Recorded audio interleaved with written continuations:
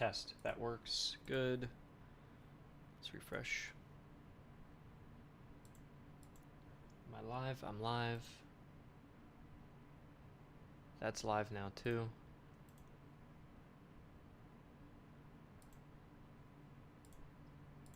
Cool. All right. All right.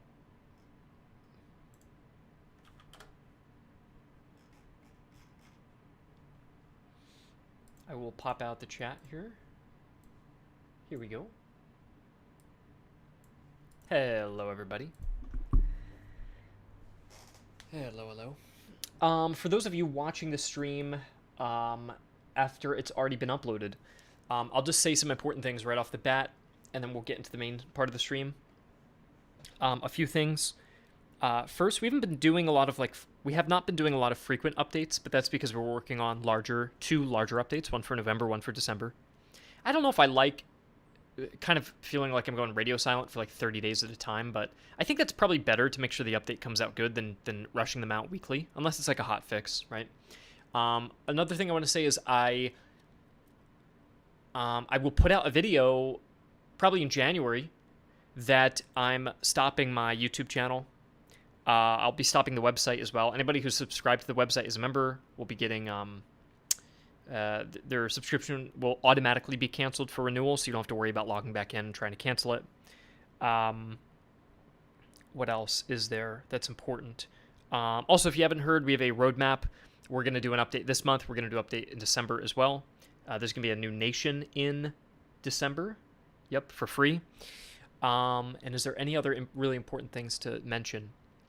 News about the HRE. We could probably talk about the HRE faction a little bit now, because I know that's people are excited to learn about that. So I think that's pretty much everything I want to say before we get into that. And then the other thing I want to accomplish today is I want to look through my change list, my upcoming changes, and I want you guys to tell me what you think of them.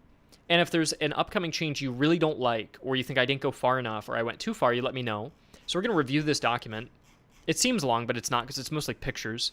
But it's got some important changes in here, and you guys can let me know if you think a change is good or bad.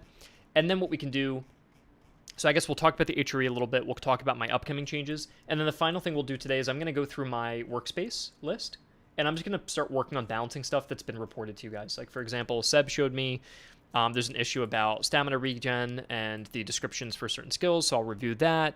I've got stuff about a typo, just little things like that I'm just going to go through and test out today in preparation for the update. So for the HRE, for those of you who didn't know, we're going to do a Free Nation update, which will be the Holy Roman Empire. What do I have to show about it? Let me see if I can find something I can show off. We'll talk briefly about it, because I know some of you guys probably already know a decent amount about it, so I don't have to spend the whole stream going over it. But where the hell did I put my...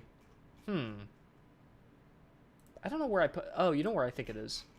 You know where I think it is. It should be around here. Yeah. That's it there. I think part of this is outdated, actually. Yeah, part of this is outdated. I don't know where the non-outdated version is. Maybe I have to look at my... I might have to look at my old stream, and I may have deleted my revision on this, which would be weird. I don't know why I would have done that. Yeah, this is missing a few things. Well, the thing that it's namely missing is that we were going to give Württemberg another unit in addition to Feldjägers, I think.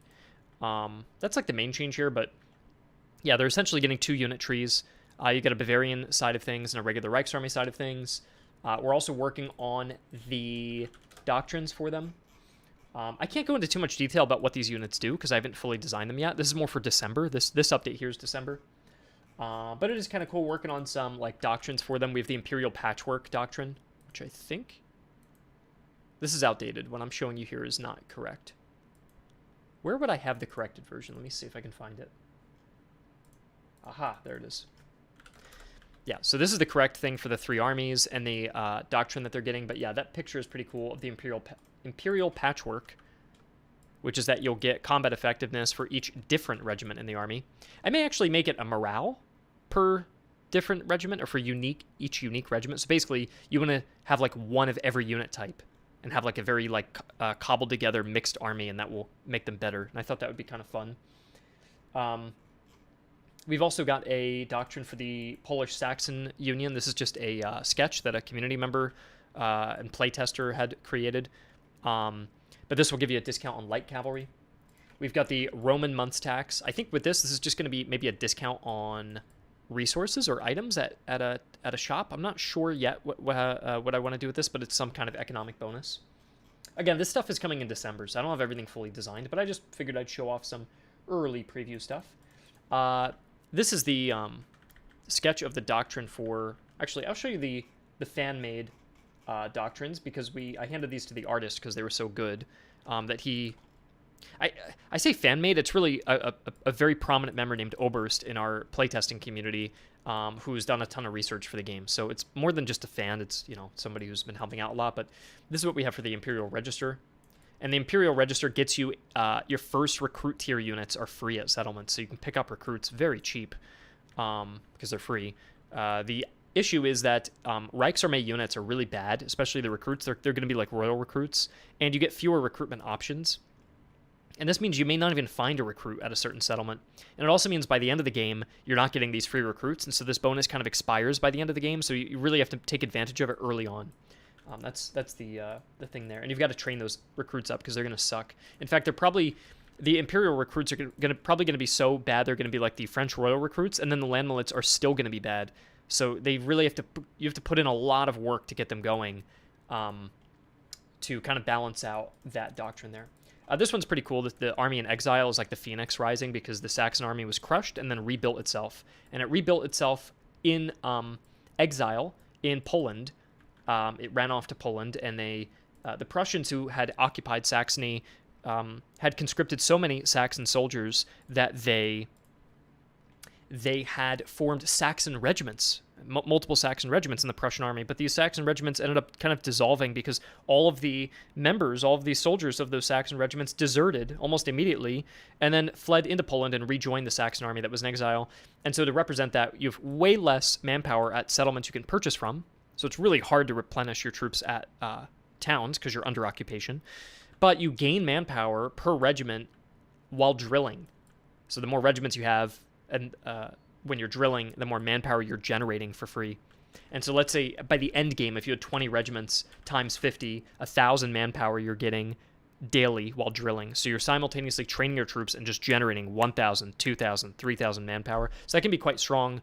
It's kind of cool because it's like a playing tall bonus that rewards you the wider you are, I guess, because you want to be wide to get more manpower, but you also are naturally playing tall because you're drilling so often.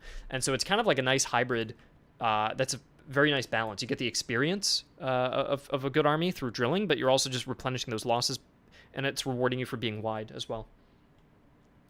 Wouldn't it be contradictory to have a bonus for every unique regiment, yet have lower recruitment options? Yeah, it's supposed to... It's a very powerful bonus, Marco, and it's not fully done yet. Maybe I will change it. It also has to be playtested. But it's a very, very powerful bonus that I want players to have to work for to make full use of. Because there's a lot of bonuses here that you're getting from like, oh, the first recruit is really good, or anytime you have a unique unit, you're becoming really good. These are almost too powerful. So to balance that out, instead of 6 regiments to recruit from per town, maybe it's 4. And so it just gives you a little less, a few other... or fewer options to make that min-maxing a little more difficult, that you've got to visit towns more often. A unique regiment even would be a unit with a different ID. So, for example, an Imperial recruit is different from a Christ Musketeer, who's different from a Lamillet, who's different from a Provincial Cav. But if I had 3 Provincial Cav, then those are not unique regiments. But like these 4 on its own would contribute to plus 4% combat effectiveness, because each of these is not a duplicate, basically. And then the final army that we have is the Auxiliary Corps, which I think is my favorite. Renowned regiments would be unique, yeah, if it has a unique ID, essentially, like a one-of-a-kind in your army. And the Armed Principalities is my favorite because this is the icon that we used for it. And it's some dice. and you only have recruits to recruit from out of town. So it's kind of an inversion. It's like a complete inversion of the Christ contingent. Whereas this one, you want to find those recruits, and the recruits are free, and that's a good thing. Here, you can only find recruits, but that's not what you're looking for. You don't really want the recruits, and so it only helps you early game. By late game, this will fall off, which is similar to the Christ contingent. They're going to have a tougher late game that they're going to have to set up for. But here, you gain a random regiment every time you enter a city. But it has to be a city, not any settlement. So villages don't count. And it's only the first time you've been there.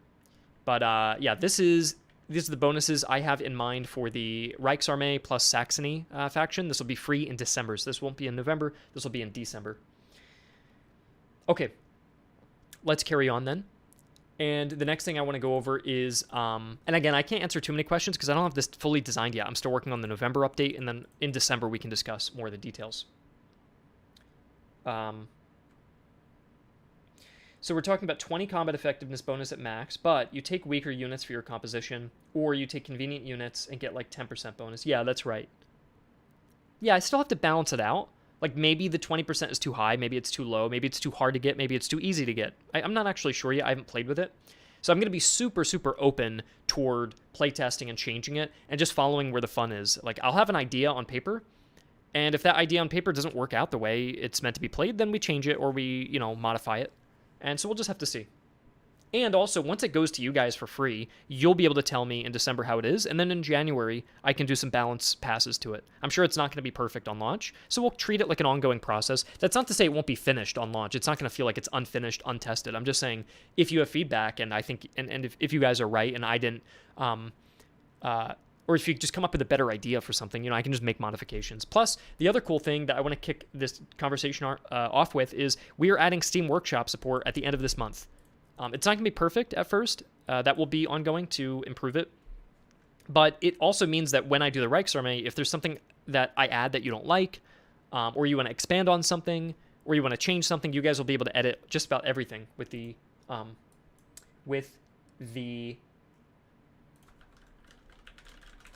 workshop.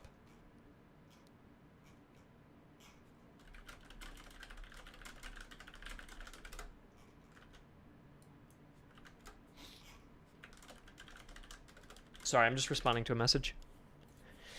Anyways, for now we have the 20 combat effectiveness on the old core, and they're beasts, but you get it for free. Yeah, I agree. I wonder if combat effectiveness isn't the right way to go, by the way. And I wonder if it should be morale. And perhaps the Reichsarmee have low morale, so this helps you correct that issue. And then once you correct it, it eventually starts becoming... Like, maybe you start below average, and then this helps you bring your force up to average, and then by the end of the game, it's now above average. Maybe something like that could be better. I'm not sure. But I actually wanted to give that bonus to the Russians, where I'm reworking their tree at the moment, reworking their unit tree, and I kind of want to change the opening army composition for them, the Imperial Army, to be that recruit tier units have some kind of bonus, either a morale or a combat effectiveness bonus. It could be funded to combat effectiveness, I'm not sure. But I think recruit tier units should come with some kind of bonus, which would help you play into this like big, wide Russia, just getting all those recruits right off the bat, and they'd actually be able to fight well on their own, and you can grind veterancy up and then mass promote them. And I thought that would be a more fun playstyle for the Russians, because they have a very tall tree to get through for their infantry line. So if you're surf recruits and your garrison musketeers, who would both be considered recruit tier, like militia, if they got a combat effectiveness buff or morale, they'd be able to grind promotions faster. And if they can grind promotions faster, it would let you get to the end of this tree quicker. So I thought that could be cool. And what else? Yeah, I'm not sure which one to give which. I'm still thinking about that, but that's all. Okay. I made the day one mod. Shebdev, there is no day one mod. The mod is not... Oh, you have it ready. Okay, gotcha. Okay, so here's the other things that we've got.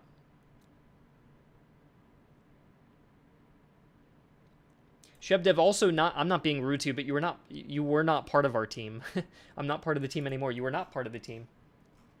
I'd given you a playtesting role, but you were a little bit rude, and I don't know. I won't talk about it here. I have nothing against you or anything. I just did not want you to be on the playtesting team. But you're free to make mods, and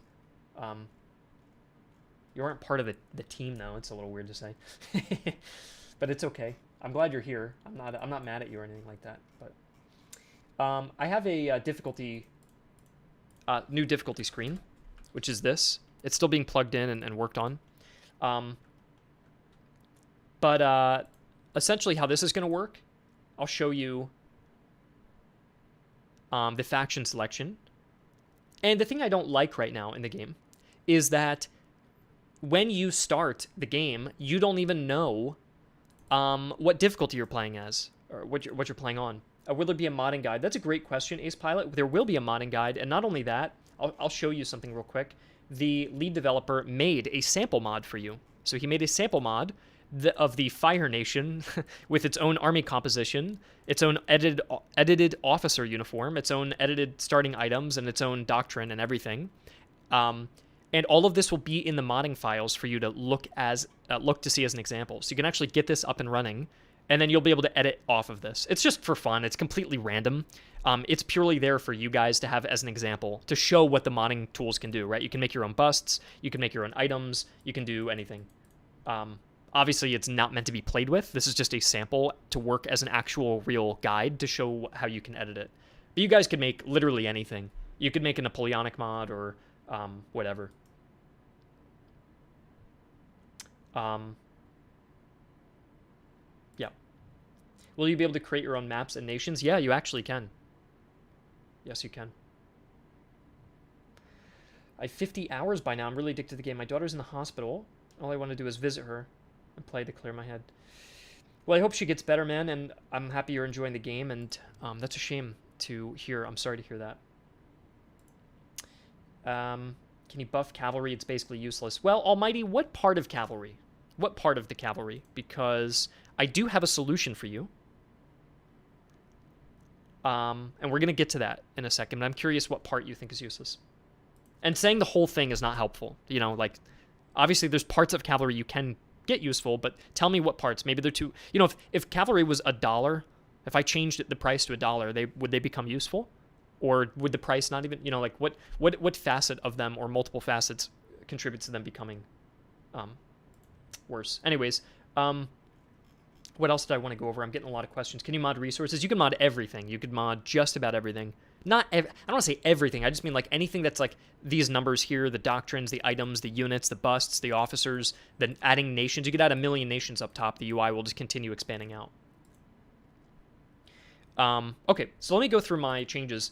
The first thing I want to do is when you go to new campaign, the thing I don't like is, can you go into game discussion? It's urgent. Dude, what is it here? How it feels knowing the units are uneditable. Is this what you wanted me to see? I think, I said I wasn't going to be rude to you before, dude, but I think you DMing me and then, like, begging me to go into the chat and then, I don't know, that's annoying. Like, why would you, okay. I'm going to just remove you from the stream because I find that annoying. You did this exact same thing last stream as you begged me to check a bunch of DMs and check a bunch of channels and check a bunch of things on things that were not relevant. So I just feel like it's derailing a bit from the conversation. Anyways, that is the modding template that you can use. And upcoming changes. You'll be able to edit these, and these are just examples of different busts that you can, you know, mess with. Okay. So what I don't like is most new players will go into this screen and just hit continue, and you didn't even select a difficulty. You would have had to gone into the gear. Will we be able to edit base units without needing to make new ones? Yes, Hugs. You can edit or make anything new. So if you wanted to do an overhaul to the Prussian faction, you could totally do that. Yeah. Have you seen AI artillery outperforming player artillery? You know, I don't know, man, because Bowler, I've heard the AI artillery. I hear a lot from different people of the complete opposite of what you're saying, but I also hear what you're saying as well all the time. I really think what's happening is there's a lot of under the hood stats where if you click on an AI unit, you can see their items and their combat effectiveness and their officer. And there's a lot of factors that contribute to the damage and the accuracy of what's going on. But I've seen players get 2,000 kills per artillery piece, and then I look at the artillery kills from the AI and it has 5 kills. It's just, it's difficult to know. But yeah, let's, the thing is, you guys could ask a bunch of questions at the moment. But I want to kind of take things in order. So I'm going to steer the conversation in the order that I'd like to go through sequentially. And then you can ask occasional questions, but don't be upset if I ignore a question, because I do have a lot on my agenda to go over today. Okay? So the thing I don't like here is, yeah, the gear, as somebody said in the chat, they were saying the gear seems like it's a thing for you to edit the game or something, but most players wouldn't use the gear if it's their first time playing, right? You just hit continue. But the gear contains the main difficulty, and if you don't go in there, that's a problem. So I really don't like the way that this is done. And so what we're going to do... Why do I have more? Okay, no, we're okay. I'm just checking. Oh, that's perfect.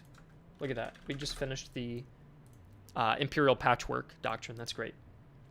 So what we're going to do is, as soon as you hit continue...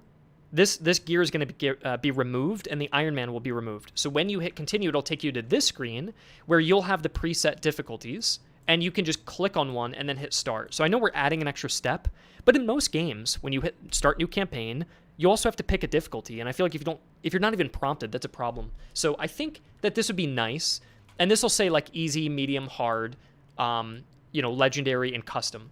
And then when you click on custom, this would open up basically this menu where you can just create your own difficulty. But I think this will be, we'll fill all this out. This isn't done yet. This is just like all the UI that will have to be integrated into the game, but this is the general idea. And I think that's good because players are going to be actually guided on the difficulty. And then the other thing too is we're changing this in the bottom right. I have to edit this, and it's going to get changed to this, where you can toggle on historical enemies and Iron Man. And I like this option because you no longer have to dig through. Like currently, you have to click the gear, then click enemy nations, and then toggle these on or off to, whatever the historical configuration is. But if you just toggle this will just turn on that you're only going to fight historical enemies. And if you turn it off, you'll fight all enemies. And I feel like that's nice. So if you want variety, you would turn this off. And if you don't want variety and you want it to be historical, you turn it on. And if you want to customize it, you click the custom mode, and then the whole panel will open up and you can customize it. So I think that's a better flow through for the game than what we have now. And so that's like a nice little difficulty rework there.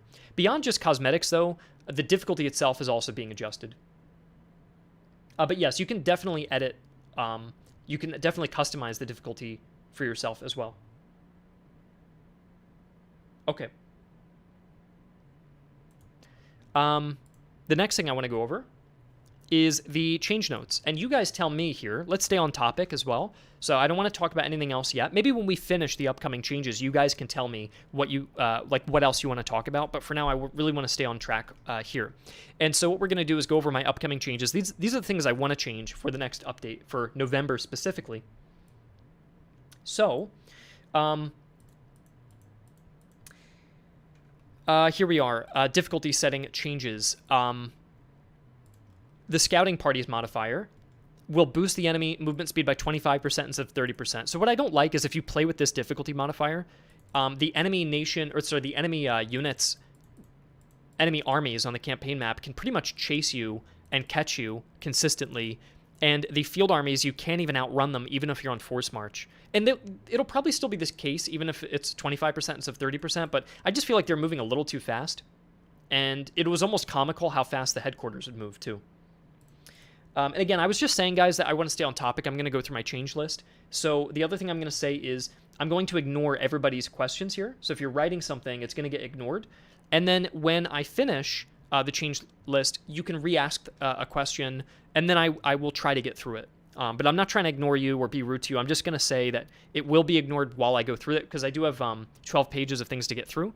So I'm not shutting you down. I'm just letting you know that now's not the right time. And then at the end of the change log, it will be the right time to ask those sorts of questions, and we can get to that too. Okay. So that's one change I want to make that I'm pretty happy with. Also, there's already another doctrine in the game called Scouting Parties, and then a difficulty modifier also called Scouting Parties, which I didn't like. So I'm going to rename the doctrine to Observation Forces, because it's one that I think gives you visibility. So I think it makes more sense anyways. Broken Ranks is a doctrine is a doctrine that boosts your losses that you take by 40% if a unit is shattered. But I'm thinking of making it 50% to make it more punishing. What it used to do is it used to automatically kill a unit if it was shattered. But I don't know if I need to even do this. I don't know if I need to boost it from 40 to 50%. It's supposed to be the most punishing difficulty modifier in the whole game. It's supposed to be that way. But I'm not sure if this is even necessary. So I'll mark it in yellow. And I'm unsure if this is something that I want to do.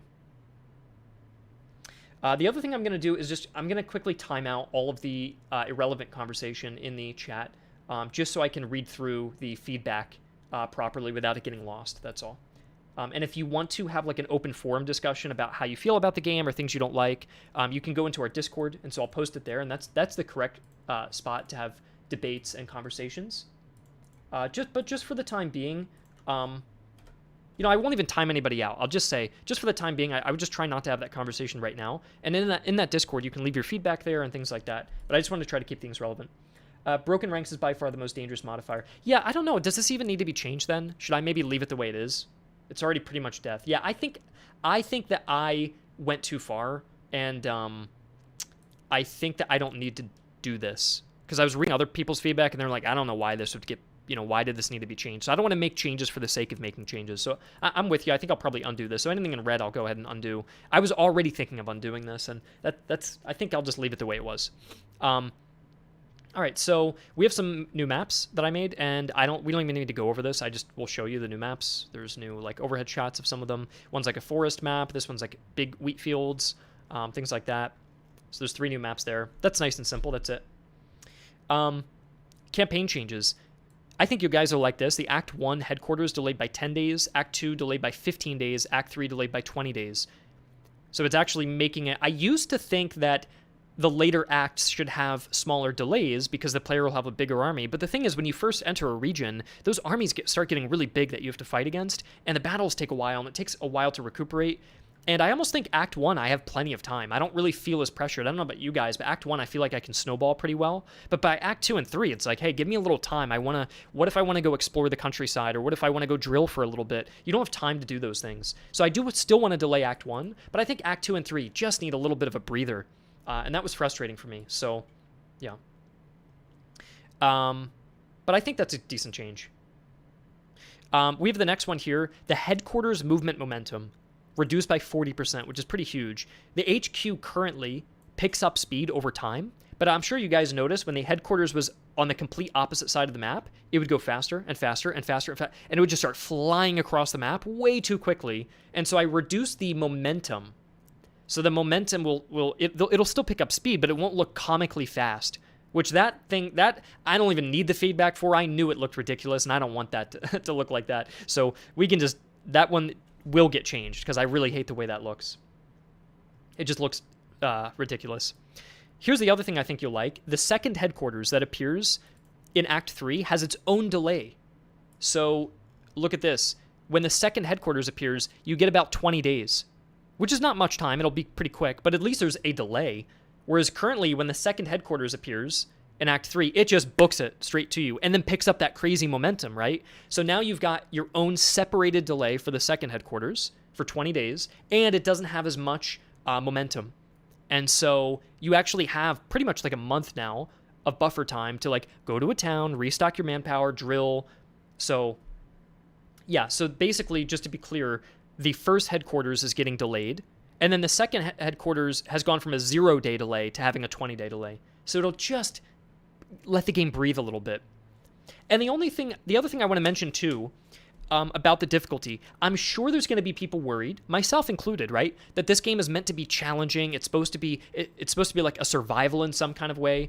But at the same time, I find that a lot of players, even good players, are playing on the lower difficulty settings because at the end of the day, it's a game and you just want to build a cool army and have fun and role play.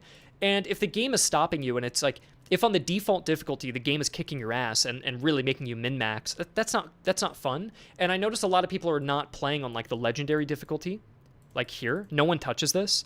And if the base vanilla difficulty was just a little easier, I think it would encourage players who are better at the game to actually start bumping up to the harder difficulties. Because as of now, I can't even beat the game on the legendary mode.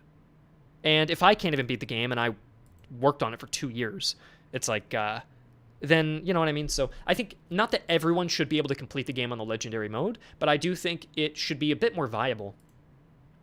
The other thing is I'm just going to send a reminder again. Maybe if people who are part of the chat could also help out. I'm sure there's new people joining, like David is saying, hey, will we add Fog of War? Any requests for new features, or if you want to debate game mechanics, or if you want to report a bug, it's not the best time right here to talk about those things. This isn't like a Q&A. I'm going through my change list, and we're going to give feedback on the upcoming changes, and you guys tell me if I'm doing a good job or a bad job with the change list here, and that's what we're going to be talking about. If you do want to talk about things like Fog of War or something, you can go to our Discord, and there can be an open discussion about like features and things like that. Okay, that's all. Not yelling at you or anything like that. Okay, so I think this will be good. We also fixed a bug where the headquarters movement speed wasn't being reset between the first and second headquarters of Act 3. So sometimes that second headquarters would spawn and it would already start flying. It didn't even have that slow momentum buildup. It was just already full speed. And so that was a problem. Again, I'll just repeat myself, Dave, about difficulty with AI. I feel like I'm just a broken record right now, but I guess I'll just keep repeating myself, and then eventually it'll work. But just that this is not like a open discussion like Q&A or to a discussion to say everything that's wrong with the game, or like debate certain mechanics or request new features. What the purpose of this stream is right now is that we're going to go through the change list, and in fact, I may even rename the stream because maybe it's my fault. I'll rename the stream, and we'll let people know that we're going through the change list.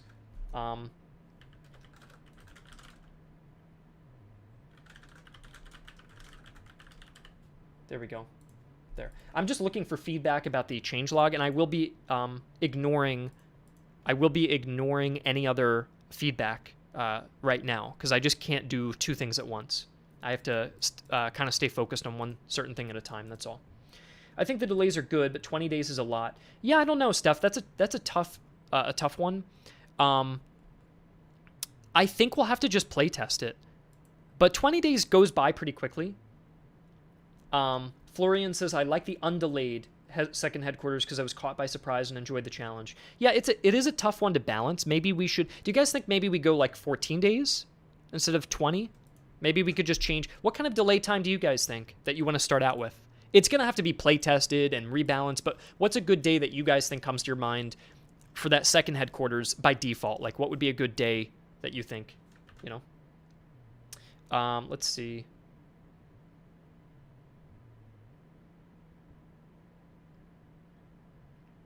Anti-Dad, you said there shouldn't be a delay because you're always ready to face the headquarters. What difficulty modifiers are you playing on? Are you playing on vanilla? Are you playing on the hard mode? Are you playing on easy? I'm just curious. A lot of people saying could delay the time based on difficulty at the lowest 30 days, at the lowest 7. I'm seeing a lot of like 7 or 10. I think 10 days is good. Let's just do 10 for now. Second HQ delay. Let's do 10. I actually have it at 14 at the moment. Let's do a 10-day delay. I think that's good.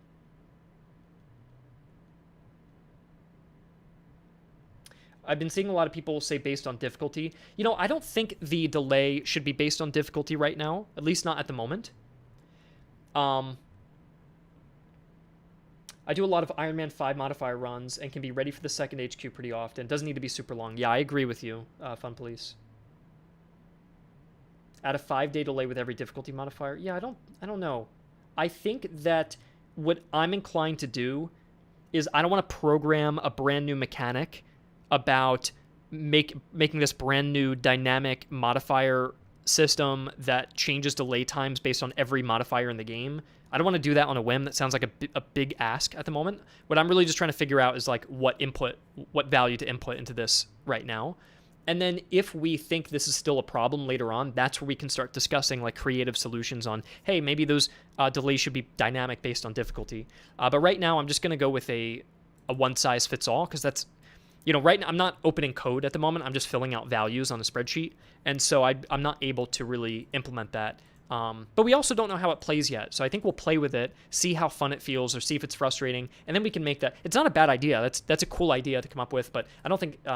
that's something I can really mess with right now. But yeah, let's go with 10 days. And so let's do that. HQ gains, the issue is the speed is increasing. Okay, here's the other thing I did too, is I delayed winter in Act 1 by 10 days, and I delayed it in Act 2 by 20 days. The bigger thing I was finding was the Act 2 winter, where the whole theme is that winter is supposed to get there quickly. But I remember doing a playthrough, and I was just getting started, and I got hit with winter, and it really like killed any of the momentum I was building.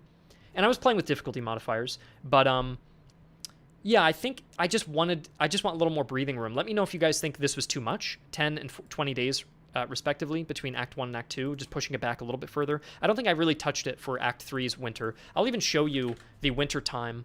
The winter trigger day on Act 1 is between days 180 and 190. In Act 2, it's 90 and 100 now, after I pushed it back based on this change here. And then Act 3, it's 200 to 220, which is what it's always been.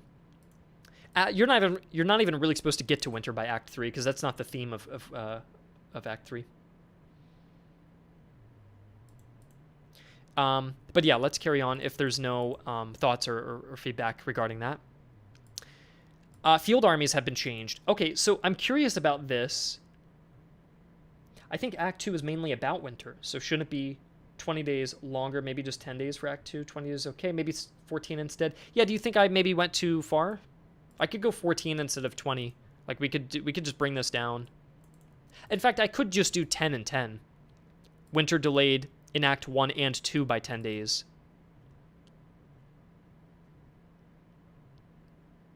Yeah, okay. I'm with you guys. I think you're right. Let's try that for now. Let's do Act 1 and 2 by 10 days instead, and I'll bring this back down. Because if that is the theme, then let's do that. I'm with you there. 10 and 10 I think is fine. And then we could still make adjustments. You know, this isn't a permanent solution. I'm sure in a future stream or next month or whenever we can still keep tinkering with this. So let's do that.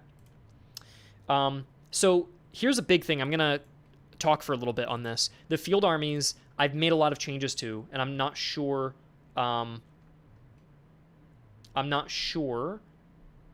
what you guys think about it.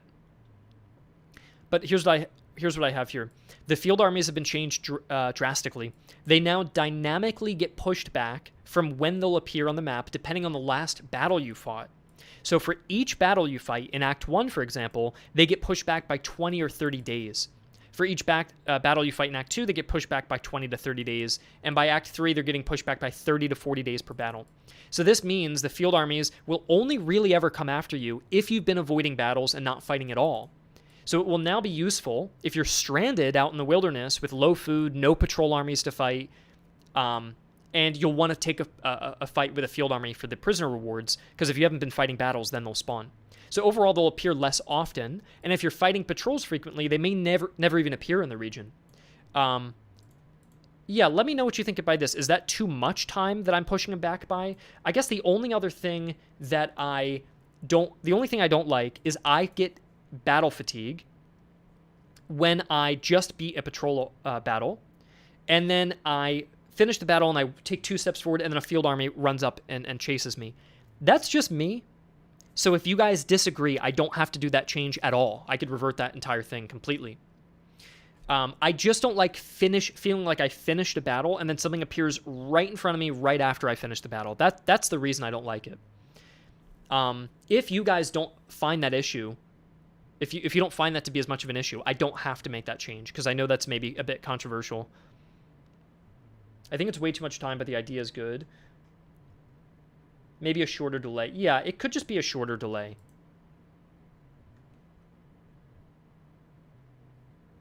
I get the battle fatigue, but the only real risk, to me, it makes sense when they try to hunt me when I engage in battle. Sounds counterintuitive. Fighting patrols and field armies is the best way to grind XP. Yeah.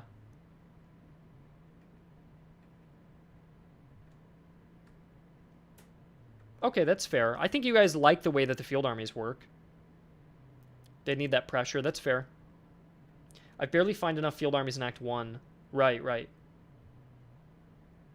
Okay, let me go make a...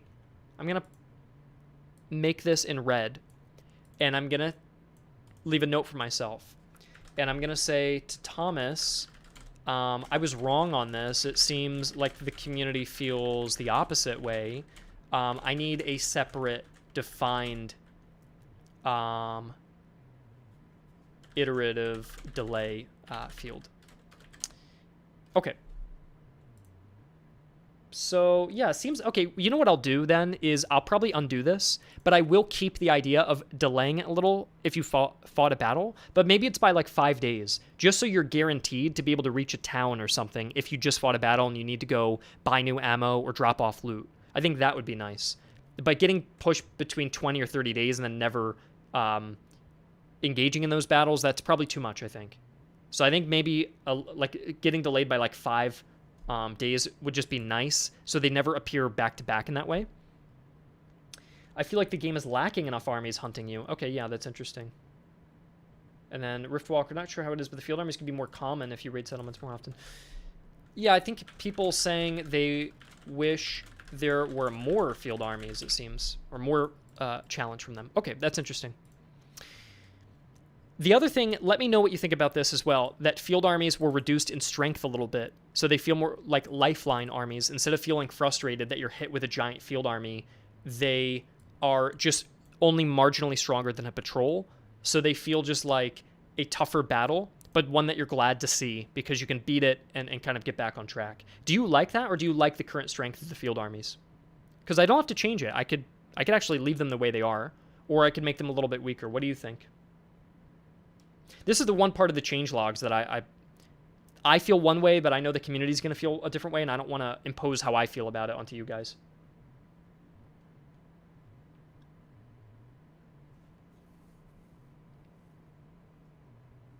Seems fine, yeah.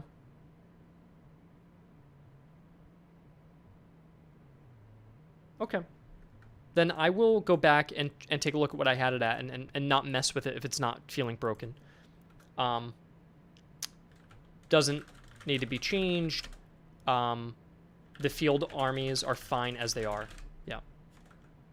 I think people... Okay, yeah, you guys like the challenge, so I think that is good. Okay, how do you feel about this? Act 3 patrols to field 3 brigades instead of 4. So the entry... But they're still difficult. Like, the 3 brigades they have are difficult army... Or difficult units. But instead of 4 brigades... Because... If they have 4 brigades, you've got 4 or 5. Every single battle at the very start are giant 20-minute battles. But if they have 3 brigades, it just has some easier fights to kind of like get through before you engage the field armies and encamped armies. I don't know about you, but I feel like in Act 3, I never fight the encamped armies because I don't have time and the patrols are so large. Do you agree with me on that, or do you disagree? What do you guys think?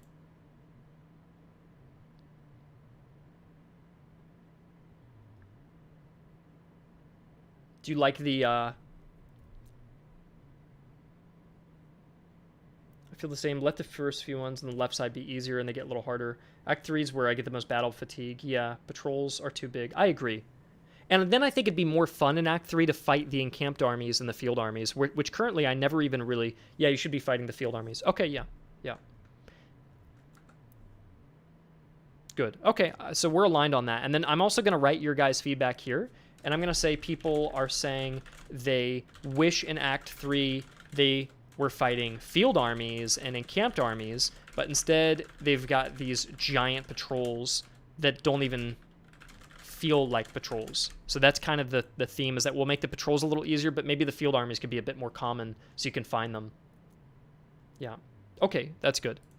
Act 3 encamped armies are a little less powerful. I think that's good because why would you fight an Act 3 army to get a doctrine that you're probably not going to be able to use because it's the end of the game, and lose half your guys, and then you're going to have to go buy manpower at a town that's charging you 2x the rate that it normally is, only for the HQ to come at you, and then a second HQ spawns. So I feel like the encamped armies are less valuable in Act 3, so making them just a little bit easier.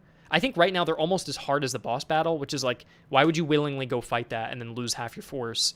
And everything is really expensive. Yeah, infinite mode would change that, Pravnov. That's right. That is right. But yeah, do you think... I honestly... I was doing surveys, and people were saying that the Act 3 armies were too tough, so I'm happy to do that. I only actually made them marginally weaker. I didn't... It may not even be noticeable. I just made one of their brigades field less professional units. So instead of having an extra brigade of all grenadiers, it might just be like line infantry. So it's not even too much of a change there.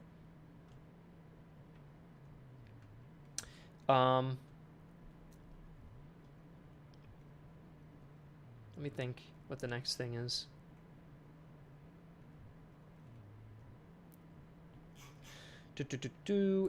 Is the infinite mode going to be a series of the current act maps or just one limitless map? I'm not sure just yet. I think the idea is that the limitless mode, or the infinite mode rather, is going to be the infinite mode is going to be just fighting in more regions, and it'll probably reset. So like Act 1 is like it's like a grass theme or grassland theme, where the Act 1 map is just normal grassland, no crazy effects. Act 2 has like that winter theme, and then Act 3 is the scorched earth, and then Infinite is going to take you to Act 4, where you're back to kind of that grassland theme, but the armies are tougher. And then you have the next act and the next act, and then scorched earth by Act 6, and then just keep repeating. And that's kind of the idea there. And then the other thing I'm thinking of doing is at the end of each act, you can willingly take on a difficulty modifier stacked onto your campaign. And you could opt out of it, or you can add it on. It'll basically ask you. So then each act you can make it more challenging for yourself. Or if you just want to play purely for fun and just win, you don't even have to play into that. So you can just choose. I think that would be nice.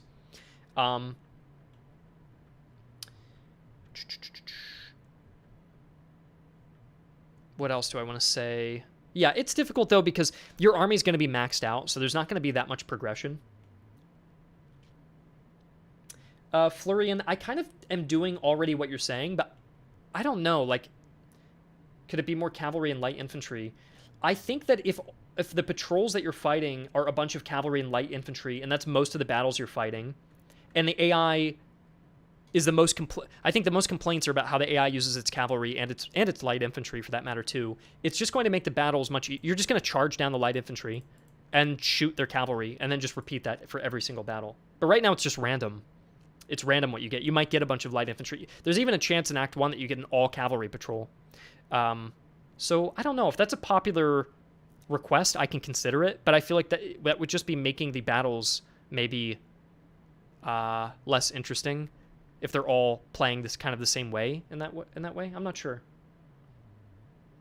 6th Brigade for Infinite Mode. Honestly, Art, I don't even have the UI space at this point. I think the whole game, the whole foundation for the game would have to be altered to fit that, because the bottom bar UI that fits all the units would have to be completely redone, and the camp screen would have to be redone, or maybe a scroll bar would have to be added to it, and the UI would have to be changed for that too. And I don't know about you guys, but when I get to the 5th Brigade, I've already stopped really caring about my men as much, and I also am running out of space on the maps, and I feel like if I had a 6th Brigade, I would really be out of space, and I'd really just start clicking random upgrades, and I wouldn't so for me personally, I wouldn't enjoy the gameplay as much. It would start diminishing, and the work that we'd have to put in to support all that UI space would be a lot, so you'd end up having a lot of extra work for something that I feel like maybe wouldn't be as fun for this game. Maybe for the next game, that's something we can consider from the ground up, but I feel like for this game, 5 has been nice to play with for me. I feel like that's been good. I don't know. Okay, the next thing I have is drilling XP for gain. Drilling XP gain for units increased by 25%, and the drilling rate for officers increased by 50%. I feel like the officers, when you drill, never gain XP, so I think that's nice that they gain a lot more. But I feel like the units it's still usually not worth it, so 25% extra should be nice. I even tried recently playing into the British composition where you get the extra drilling speed, and it still wasn't worth it. So I feel like this is nice. And then on top of that, here's another change. I was doing the drilling on that British expedition, and I was out of ammo constantly. So what I did is I dropped the ammo cost by about 25%, because I've also been watching people play, and ammo is so damn expensive, and you burn through it so much, it's kind of an annoying logistics to deal, like part of logistics to deal with. Manpower feels good. I think buying the manpower, the price feels good. The food price, you can even buy like a big stock of food sometimes, and it's not too expensive, but ammo is so damn expensive, it's like annoying. It's like, I've seen ammo be $90 at a province once due to a modifier, and it was like, what the hell? So I think if ammo was a little cheaper and XP gain was higher, this should make drilling just way more viable. So, Fun Police, on the note of reinforcing, I actually think it reinforces pretty fast as it is. I think more the issue is the headquarters comes so quickly, which I've pushed back, and the drill experience was so low, which I've increased, and the cost of the ammo was so high, which I've decreased, that those things should add up together to make it more efficient.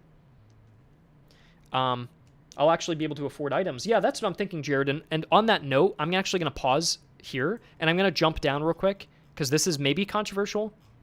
On the item changes, I've reduced every cost of every item. I know this is kind of a sweeping change without much nuance, but I've changed the cost of every item in the game by -10. So it's a small amount, but for every item. Because I don't know about you guys, but when I go to shops, I often still don't feel like I want to go shopping and spend my money on that. I usually have to spend it on manpower or on ammo or on a unit. And so I just wanted to bring everything down a little bit and just make shopping. You know, if you picked up 4 or 5 items, you're saving $50. And that $50 could probably get you a free 6th item that you normally wouldn't get. And then on top of that, all the powder house items got reduced by an additional 10.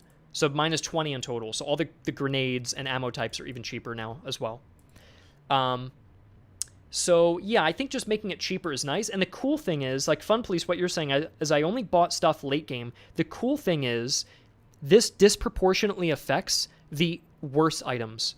So what happens here, and Mr., it would affect sale price. So I'll explain how I compensated for that. But what's cool is, if there was a basic item that cost 40 and a mid-tier item that cost 100 and a high-tier item that cost 200, that 200 goes down to 190. That's not much of a difference, right?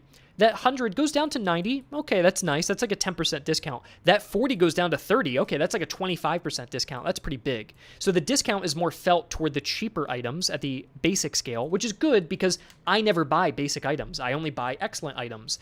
And so excellent items are in a good spot because I typically buy those. But if I don't buy the basic items, it means the basic items are too pricey for what they're offering. So by bringing everything down by 10, it does affect everything, but it disproportionately affects the worst items in the game. Like a horseshoe, for example, is super cheap now. Like I'll show you what the new price is for a horseshoe. Let me find it here. Where is it? A horseshoe is now $35. That's it. So it's super cheap. You can just buy 3 or 4 horseshoes if you want to at the start of the game for 100, like 120. And if that place had a discount on items, it's even cheaper. And you just get a bunch of little stamina move speed buffs for a bunch of your cav at the very start. Now, it does mean that you get less money from selling, yes. So what I've done is this. What I've done to compensate is I've taken the plunder cash that you get from battles and increased it by 10% because I reduced the cost of selling items. So that means you're actually going to be earning a little bit more money when you win a battle. But when you sell your items, it earns you a little bit less, but that will compensate. So essentially, you're still going to be earning roughly the same amount of money. But when you go to buy items, it's now cheaper. So I think that's a nice little trade-off there. And at the end of the day, when you start getting the really high-value items, you know, the thing that was 200 that now only costs 190, that's not that much of a difference in the sale cost. So you're still getting a lot of cash from that, but that plus 10% plunder will be there the whole game. So that's even there at the end of the game. It's 10% increase on even when you're making a lot of money. If you're making $1,000 a battle in Act 3, that's now 1,100 per battle. So that percentage is going to scale even higher by the end game and really start letting you roll in cash. So I think that's a good change there. And that just makes the game just a little bit easier. Just in addition to pushing back the HQ a bit and giving a little bit more money to the players, I think that's a little nice. And the other issue that I just want to say this really quickly. For some people, the game is very easy. For some people, the game is super, super easy. I think, and then for some people, they can't even win the game at all. I think the disparity right now is that there are exploits that are very efficient to use, like canister shot. We don't even have to get into that. I know the issues with canister shot. There's also issues with light infantry, with the ways you can stack them. There are certain exploits in the game that you can utilize to be like 5 times more efficient than you should be. So I think by making the vanilla difficulty easier, but then take those exploits and patch them and make it so you can't rely on sniping with canister shot, it takes the pro players and kind of brings them back down toward the center a bit because you don't have as many exploits to rely on. But when you do return back to kind of the vanilla experience, it eases it down a little bit, and now you might be comfortable putting on some difficulty modifiers, which currently not many people use, to my understanding. I don't think a lot of people are playing on the legendary difficulty with all 10 modifiers, but I think more people should play on that. I think it should be a fun challenge, but I think it's more frustrating than it is fun at the moment. Okay. Yeah. So yeah, the theme of this is to make everybody play fairly without using exploits, but when you do play fairly, the game shouldn't feel too punishing to make you feel like you need to use exploits. That's kind of the idea. And we may not accomplish that perfectly, but that's at least the theme of what we're trying to do. Okay, so we'll carry on now. Raiding now has a 20% chance of notifying HQ instead of 25%. So it should be a little less annoying to raid. For Russia, it's not that bad, but for the other factions, it is not viable, and I think they should make it a little more viable. Here's the bigger thing. Raiding a village now gets you 3 items instead of 2, and raiding a city now gets you 5 items instead of 4. Now, there is a quick question I have for you guys. There is a parameter here.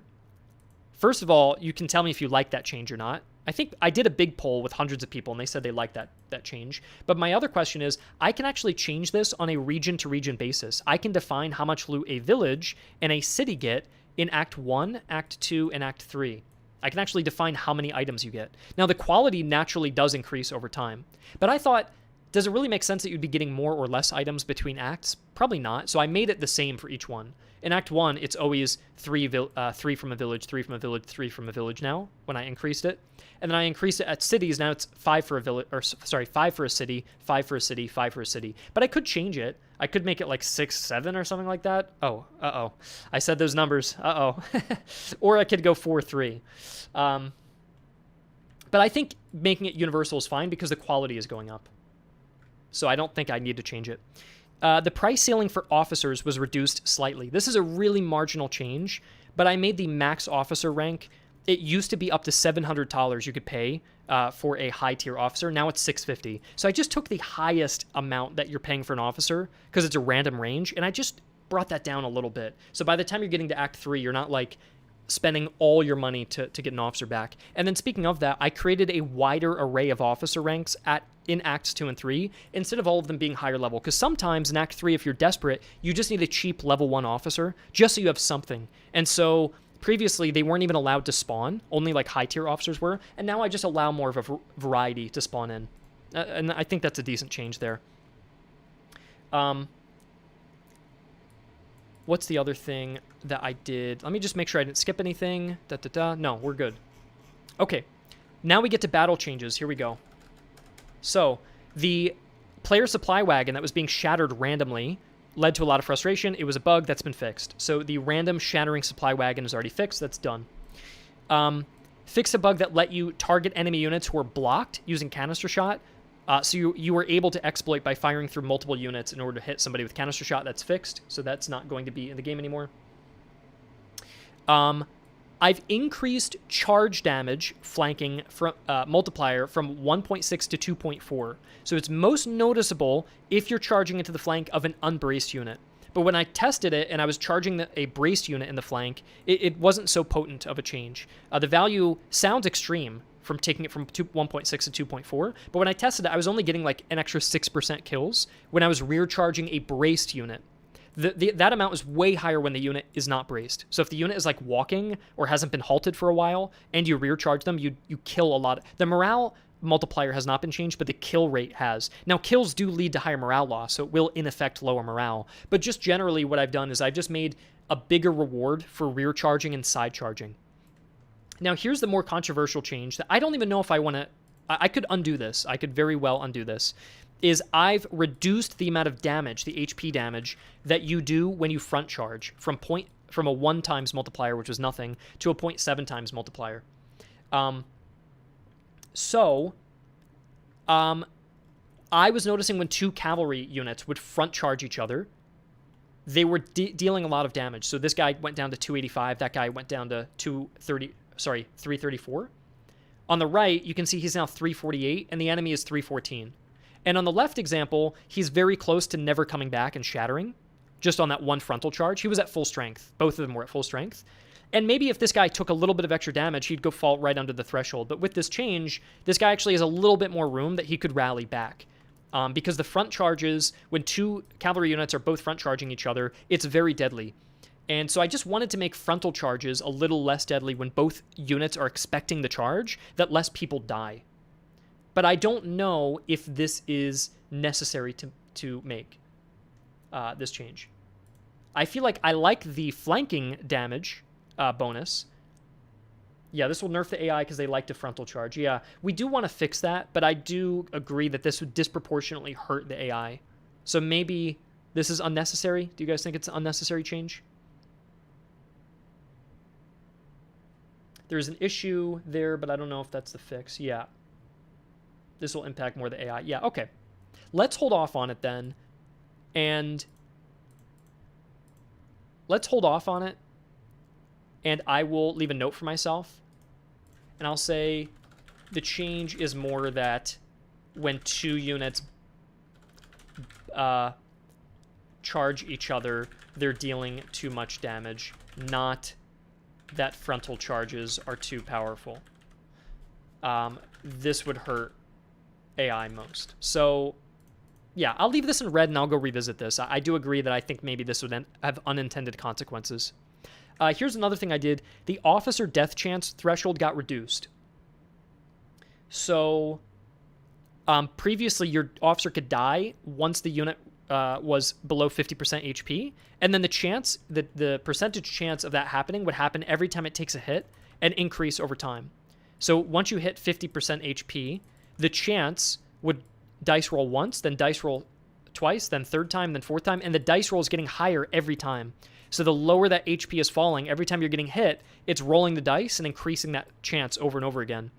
So if you're just getting hit constantly, then it goes up. But here's the thing. When I changed it to 40%, now it's only starting this increased dice roll that's going to get more and more potent once it falls below 40%. Meaning it's only going to start getting that really high dice roll chance now at like 10% HP, not at 20% HP. So it actually not only does the threshold change, but the actual chance of him dying is lower at 40% than it would be at 40% previously. And so it takes longer for that momentum to build before the chance of the likelihood of the officer dying happens. I don't know if I explained that right, but there's basically momentum that's gained, or like, what do you want to call it? Like, it's not a linear chance of just dice rolling it. It's like it's actually increasing the chance every time it dice rolls to see if the officer dies. But yeah, this should make your officers die a little less often, because I found that they were just dropping a lot. So yeah. All items reduced by 10. We already went over that. Here's the other thing I did is the elevation screws now provide a 5, 10, 15% not accuracy, range buff. Whoops. Range buff for each level of quality instead of 10, 15, 20%, because I was finding that it was too easy to stack range increase multipliers, that you could get your artillery firing really, really far. So I just made the elevation screws a little less powerful. Now, 5% doesn't sound like a lot, but when you put 5% increase on, if your range was 100, you're getting 105. Not very much, right? But if your artillery range was 645 increased by 5%, when you put a percentage on a large number, 645 goes to 677. Okay, that's actually a pretty decent change just from 5%. That's the lowest quality elevation screw. Now you take the highest quality elevation screw, and that 645 range is now increased up to 741 off a single item. So I definitely think that that's a problem, and I just want it to be a little less powerful. And I did the exact same thing to the Holiday Treatise, which now improves reload by 6, 8, 10 instead of 8, 10, 12. And it was also increasing your max range, which I didn't like. So I changed that to reducing ammo consumption for artillery, which I actually think is a nice combination, because now it's making your reload faster and reducing ammo consumption. That actually helps you, so you can reload faster without burning through as much ammo. So that's actually kind of nice, because not a lot of there's no other treatises that actually reduce ammo consumption, and now it does. And we have way too many items that are increasing range, and people are range stacking way too much, and that's becoming a problem. I also increased the grenade throw range. It's very subtle, but I increased it by 10 units of distance. And so you can see that you can actually throw it further away. And so you just have to get a little less close. You can see how close I have to get there to throw versus there. And the other thing I'm doing is I'm going to make it so you need less men to actually be in line to throw. Because right now, I think you have to have 90% of your men formed up to throw. But that means if like one company of your guys are falling behind, everybody has to wait on them. So I might make it like 85% of your guys have to be formed up to throw. Just so not, if guys are shuffling ranks, it doesn't delay the throw. And so you can get there a little quicker, and the delay is a little bit less. So it just makes it a bit more efficient. And I think that's nice. Cavalry changes. This is pretty damn big. Light cavalry has been bumped up to 500 manpower instead of 400. The thing is, light cavalry is so damn weak at the end of the game because the width to flank is so much less. And if they take a single volley, they're just fucking dead because the accuracy is so crazy high at the end of the game.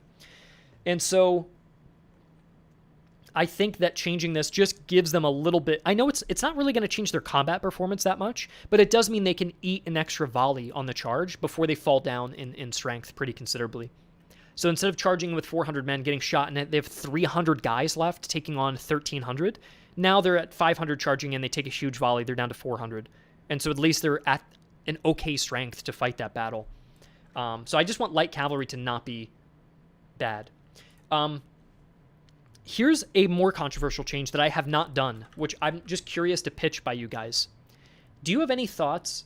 And I think it'd be too late for me to pursue this, but do you think it's worth looking into this idea that currently light cav, we're moving them up to 500, right? And heavy cav is at 600. Do you have any thoughts on the idea of maybe light cav being 600, or even... There's a couple options we could do here, actually.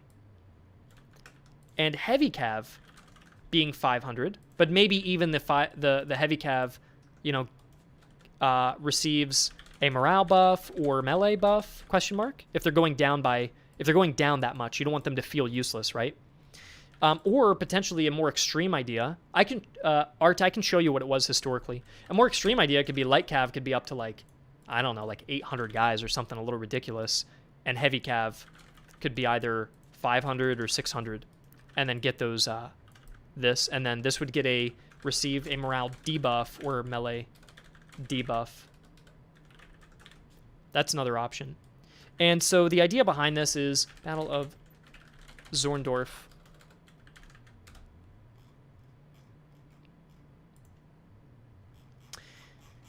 The idea behind this is like when I look at these order of battle sheets, you can see certain cavalry here is organized up to 1,000 men in a unit.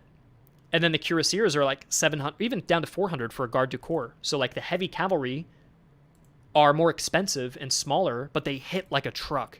Like it could be actually a really cool renowned Prussian unit. I might even like replace one of their cuirassier renowned units, which is kind of lame, with the garde du corps, which could have like a 400 manpower heavy cav with like 100 melee damage or something ridiculous, right? So you keep it in the back, and when it does get deployed, it's crazy strong. But I think generally it could be an interesting idea if heavy cavalry were like a smaller elite group that hits really, really hard, and then light cavalry has a ton of manpower, and so you could just run around the map with them, but they're very, very weak. And so if they actually engage in melee, they're just going to lose most likely, but they have enough men that you can feel comfortable running through the enemy's backline. And if you're running through the enemy's backline, you're more likely to take fire, right? But if you have 1,000 men, you can take fire. So it actually reinforces the role of light cavalry operating behind enemy lines, whereas heavy cavalry is slow, right? So what do you guys typically do? I typically keep my heavy cavalry right behind my front line, and I charge them when the enemy front line is weak. And so if they had only 600 men or 500, I would still do that. That'd still be their role. But light cavalry with more manpower could maybe sweep the back lines a bit more. Now, we'd have to change a lot of the stats for cavalry to do that. And I'm talking like a total rework of their stats. It would be a really big change if we did that. But I don't know. That was just like an interesting idea that maybe we could explore. I think for now, though, do you guys agree with just trying this out for the time being? And then maybe we save this for like January or December. Probably January, because we gotta add a new faction. So maybe in January we can explore this idea. And just stay with this for now. What do you guys think? Because I feel like that's going to be a crazy amount of playtesting that's going to need to be done if we're overhauling it that much. I don't know. What do you... The other idea is what, yeah, Ivangard is saying, where they could both be 600, but I'm not sure. Definitely worth the first for now. Cavalry needs work.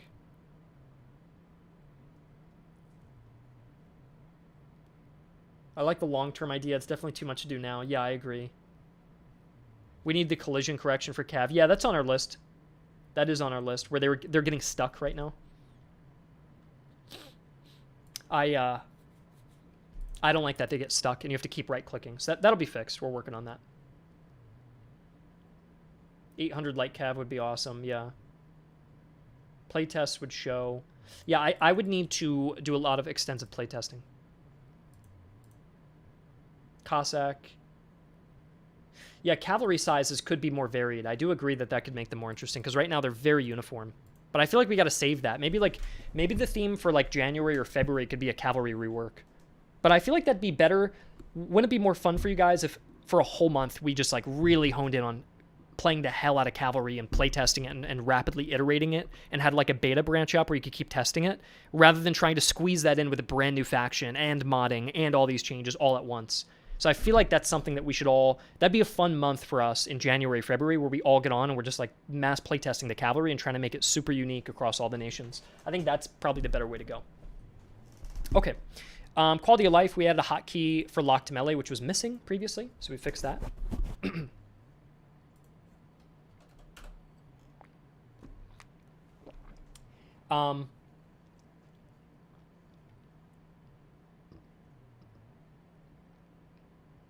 And then we have visual changes. So hovering over volley fire displayed the wrong tooltip. We fixed that. You missed shooting damage. Oh, I did. Yeah, I did reduce the shooting damage of cavalry carbines by 40%. Now, I think that's what I want to do, but I have to go test. In fact, I just want to take a look at this now. Is it the case that cavalry, multiple dragoons can shoot over each other? Or can they only shoot over infantry? Because if they can all shoot over each other, that is more of the issue, and not that they're doing too much damage. Also, there is an issue with the damage being that... Here, hold on. Let me go test it out. If dragoons are all shooting over each other, then that's the problem. Not that they're doing 40% extra damage. I'll go test that out now. You can death ball with them. Yeah, that's a problem. I'll test it. Let me just double check it, and then I'll put it on the developer's to-do list.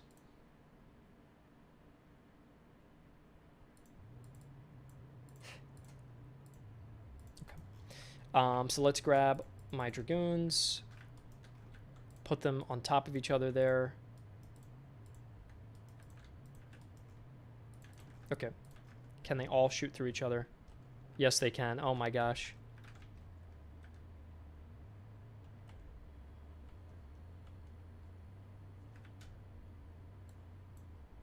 They didn't even take that many losses, actually, though.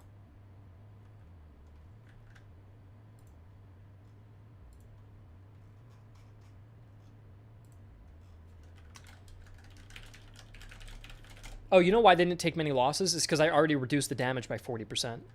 So I think what I need to do here is... Here's what we need to do. Change this to 20% instead of 40%, and the real fix is going to be making it so cavalry all can't shoot through each other. That's the bigger issue. So I think their carbines are doing a little bit of too much damage, but it's mainly when they stack on top of each other. So that's what I'm going to have fixed.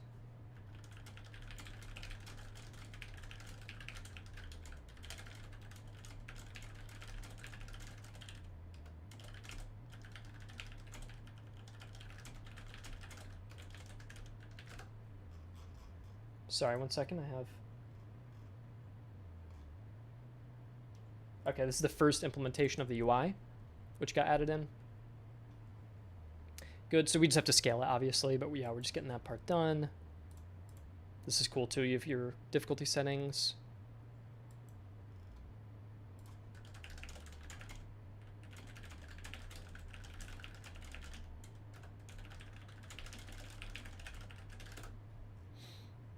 Yeah, we're redoing, like, the difficulty setup after you pick a nation. Okay. So what else did we do? Fixed the supply trains being awkward where they would, like, turn and the wagon wouldn't turn with them. I fixed the skill description for efficient. Minor edit the Schomburg Lippe artillery bust.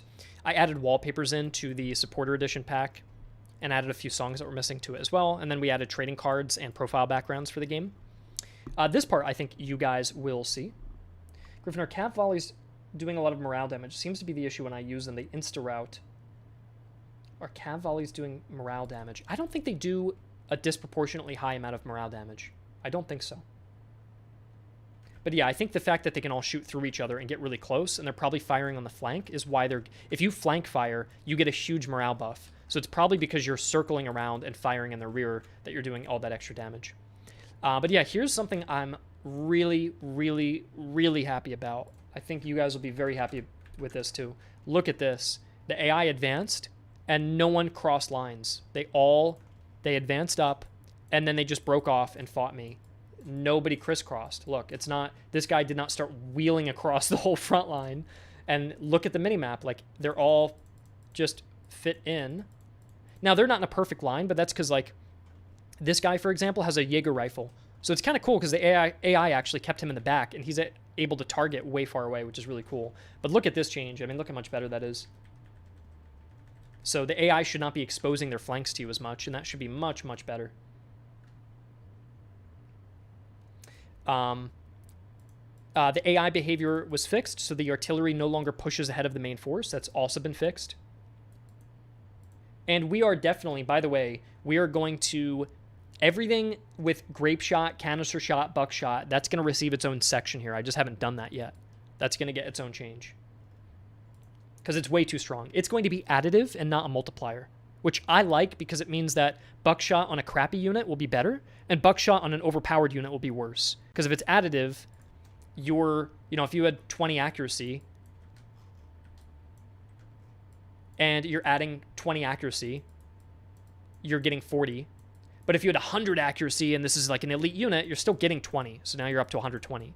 Whereas before, it was a percentage, and it was like 50%.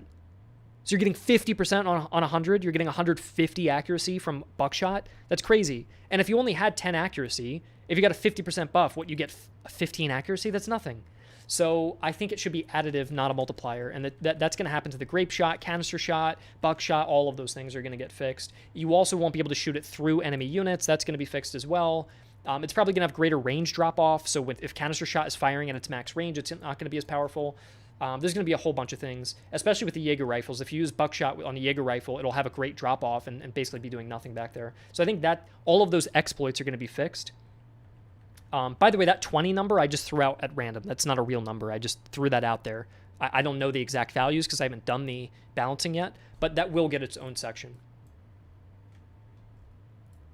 So I'll even write a note and just say the ammo type rework, and I'll say work in progress because I'm still working on that.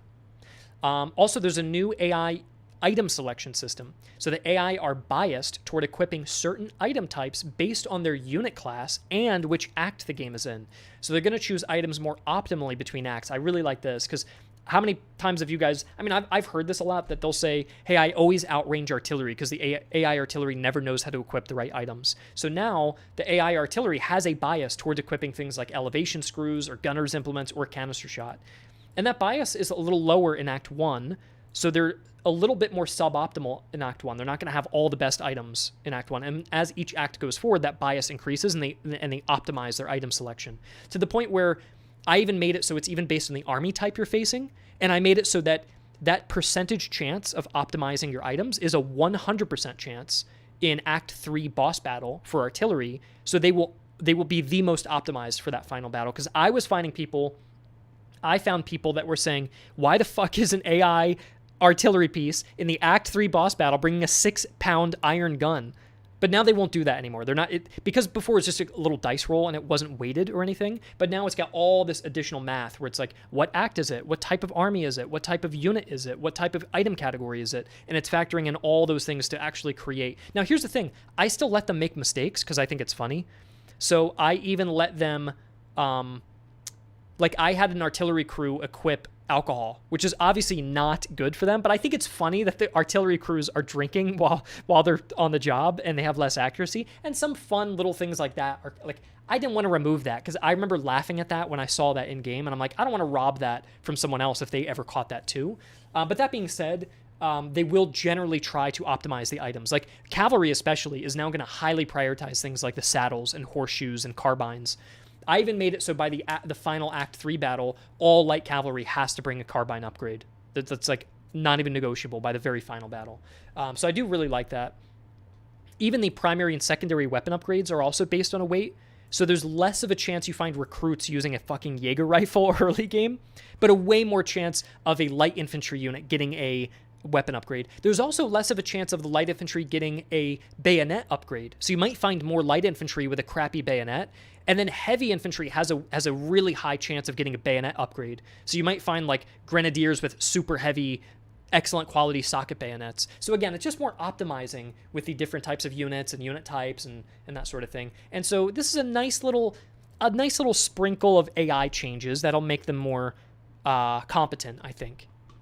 Which again, this November's update is not themed around the AI, so it's not going to be perfect. That's more probably for January. January is where I want to focus more on the AI, but this should be good enough to fix maybe the more potent issues that you guys are finding. The thing where the cavalry is not flanking properly, that I will probably save for December. And this is about it. I still have a lot more stuff to do. In my workspace, I still have a lot of things that I have to get to. So this is not even the finished upcoming changes list, but I just wanted you guys to be able to give feedback. And obviously you did give feedback, and I'm probably going to undo a few of those changes based on what you guys are saying. Oh, something else I did that it was funny that I didn't mention. I went around the map. I found somebody's screenshot here. Anytime there's a hill in the corner of the map, I just got rid of this and I replaced it with like crappy marshes that ruin your accuracy. So if you corner camp, you get bad terrain now, essentially. So that's just something minor. It won't even affect that many maps, to be honest. I only changed like 2 or 3 maps, but yeah, I just don't like the corner camp thing where all the best terrain is in the corners, and I don't know, I got rid of that. So January for cavalry, February for AI. Simon, I think that might be reversed. I think we might do January for AI and February for cavalry, because cavalry is not really as complained about, but the AI is in like every negative review. So yeah.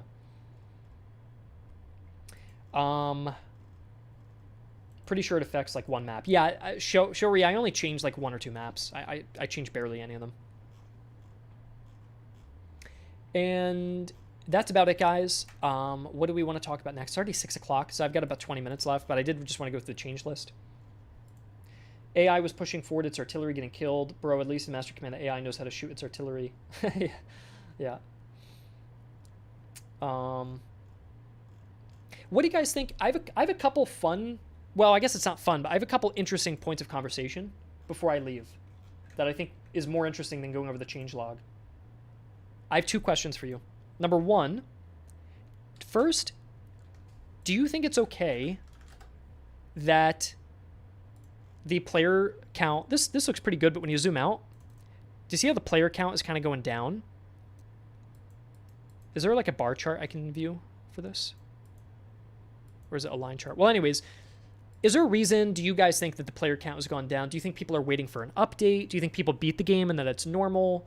Do you have any speculation onto why, like it felt like there was more excitement, I guess, leading up into launch, and then things kind of dropped off a little bit.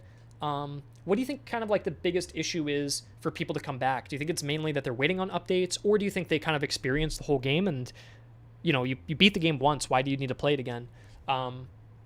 But yeah, what do you think? Yeah, EU5 also released, and that did not help me. But yeah, maybe it's also normal, so I'm not sure. It's just natural game progression. Always happens with every game. New content will bring people back. Yeah, that's true. I think it's just a phenomenon of people buying it on launch and then playing it now and then. Yeah, that's true too. It's normal. Other games released. I think so as well. I've looked at a bunch of other games and all of them drop down always after it comes out. It always happens. Update most likely. Personally, I'm looking for a more thematic campaign. U5 swallowing the market. Yeah, U5 definitely did not help. But I think that's okay. It is stabilizing a bit. You can see it dropped off, and now it's kind of flattening here. But yeah, when we get more content and more updates and stuff, I think it should be. Yeah, it looks like a normal drop-off curve for any game. Okay, that's cool. I think long-term motivation might increase if the campaign would go on longer. I agree, Florian. I think in December, when we do the infinite mode, I think I could see people just like having a long-term campaign, even if the difficulty doesn't really scale that well, where you could just play that for so long, just for fun, just to stick with your troops, to go campaign to campaign and just keep playing and playing and playing. So Don't worry, Griffin, there was a game with the steady average that came out, more than doubled when the HRE is added, I can imagine. Yeah, I think when the HRE is added, I think more people will come back, especially for Christmas. Yeah. General launch hype. More developer rogue progression would help, yeah. Okay, that's all. I just want to ask a little bit about that, and I just want to make sure it was normal. I mean, I fed it through like an AI thing, and I fed the AI a bunch of numbers of what the normal drop-off is, and it said it was completely normal. Like, it evaluated all the data, and it found no actual... in fact, we had like a higher than average playtime than most Steam games, actually, so that was good. What else did I want to ask? Okay, here's the other thing I want to ask you guys, which is kind of like out of left field a little bit. For fun, I've been planning out what I would want to do for my next game. And I just want to get some opinions. And nothing I'm about to say is official. I'm not even working on the next game for a while. It's going to be like 6 months before I work on the next game. And I'll still probably be putting out updates for this game. And I've got a lot to think about. I have a lot to design. I have a lot, I'm just thinking about it for fun. Like the other day, I was just sitting on the couch and I had a piece of paper out and I was just drawing stuff out. Just when I was done work. And I'm kind of curious. The next game I want to work on, I'm going to give like kind of an idea of what I want to do. First, I'm not doing this 30 Years War. I won't do that. Next game, why not do DLC or expansion for Master Command? I'll do both. I will do both. There will be DLC. Like, in fact, I have if you guys haven't seen yet, I'm not abandoning the game. Don't worry, I'm not abandoning it. We have a whole roadmap out, and I can like 90% tell you. I can tell you with 90% certainty there's going to be another 3-month update with another nation added and a ton more stuff added on top of this. So you're going to get way more content. I have no inclination of like abandoning the game or anything. Now, will I cover this as a live service, AAA, buy the season pass, we have 100 DLC game? Probably not, okay? But I'm not going to like drop the game at the end of the year, so don't worry about that. And Sweden is, Sweden's on my list. Sweden is on my list. Anyways, what I wanted to do is for the next game, I'll kind of explain the pitch and then you guys give the feedback. I won't be reading your chat though. I won't be reading. So if you're talking now while I'm giving the pitch, I'll probably miss your comments. Okay. But what I want to do is, I want to do like a open world, open-ended game, but I don't want it to be too overambitious. I kind of want to start it as like a platform. And this is an old chart I made. Oh, there's EU4. This is an old chart I made 3 years ago. This was actually the first idea for Master of Command. It was going to be a big open world game. And I decided not to do it because I did not have the budget. So I scoped it down. And originally, Master of Command 1, believe it or not, was Prussia, Austria, and Russia. And it was going to be a Slay the Spire style game with a node-based campaign system. You have these little nodes, and you just advance to different nodes and fight battles. And that got eventually expanded out to be like a map of Europe with all these nations. But the ultimate goal I had always had was to do like an open world Mountain Blade style game. Which, by the way, the Mountain Blade style of campaign actually works pretty well for the 17 or 1800s because in real life, in the feudal system, you would not have a standing army. You would raise your levies like in Crusader Kings, and at the end of the war, you would disband them. In Mountain Blade, it's all about building a reliable, sustainable, long-standing army that you have. And so I would like to do a thing where, you choose where you're born. Maybe I was born in France, and I'm a low-ranked officer, and I walk up to Paris, and I go to like an administrative building and enlist myself, and I'm in the French army now. And there's like a screen that shows like my rank in the French army. And I have maybe 2 or 3 units under my command, just like in the start of Master Command, you get like 2 or 3 units, right? But instead of those units being regiments, maybe they're companies. Maybe they only have 200 guys per unit. And so my 3 companies basically adds up to 1 regiment. But controlling 1 unit as 1 regiment would be boring, right? That's why I split it into smaller companies. And as you rise up the ranks and complete like quests or tasks that your nation might give you, you can consolidate. And maybe 1 controllable unit is not like a 200-guy regiment. It's now 1,200. So you're still controlling 3 units or 5 units or up to 20, let's say. But instead of, like, what I don't like is I don't like the idea of controlling 50 units of 1,200 guys. I would much rather control 20 units of 2,000 guys, right? And in the early game, I don't want to control one regiment of 1,200 men. I'd rather control like 6 regiments of 200. So there'd be like a natural progression with the unit sizes that as you go up the ranks, your units become larger and you get more under your command. So it's using the Master of Command camp system where you build out your regiments, you equip them with items, you customize them. All of that stays the same. It's all built off of the Master of Command engine. The battles are the same, but we're going to move to a full 3D engine regardless. We're going to do full 3D battles. The graphics won't get much of an update. They'll look a little bit nicer, but everything will be 3D. But graphics will never be the selling point. It's never going to be. I could make graphics a selling point, but your mechanics are going to be way less in depth. If I made graphics a selling point, I'd basically make a battle game with like no campaign, but that would suck, right? So this is kind of what I want to do. But you're not managing a nation. You're not an omnipotent ruler. You're a person. You're a character, just like in Mount & Blade. It's kind of like a role-playing game.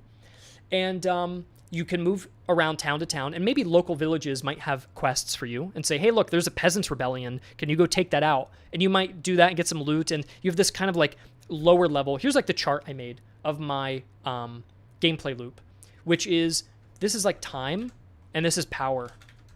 And this gameplay loop that I've created looks kind of like something like this. And I have this red dotted line I always put in. And it's always around here, and I'll tell you why. In this idea, you have these kind of like central points of power as you grow in time. And this example is like at the start of the game, lowest power level, right? So you're a low-level officer, not even nobility. Maybe if you are noble, you have the lowest noble title. And you'll rise up the ranks eventually. And maybe here you're granted like a title as a lord, as a very low-level lord. And maybe in that title, like one of these local villages that you're from, you might have some administrative control over. It'd be nothing complex in any way. It'd be very, very simple. Like the whole theme of this game, I'll also say, is it'd be a foundational game that's a sandbox that's not empty, but it's not going to be mechanically super complex because it'd be horrible to overpromise this huge, overambitious game and completely flop. So what I want to do is I want to build a nice platform and then fill it all out with content over time. And so when you reach this first low-level lord, you might have like a village, and you could like upgrade 2 or 3 things about the village. And so anytime you go there, maybe there's a discount on a certain type of recruit. Maybe if you want to be a cavalry commander, maybe you're upgrading the stables in that province in France, for example. And then as you go up, this is now where you're meeting this crossroads between administrative duties and battle duties. So you're still fighting battles, but now maybe you have like 4 or 5 villages that you can take care of. And this is where the red line comes into play. This is where I think that is the extent of the game at first. I don't want to, maybe while I'm developing it, this can become larger. I don't know.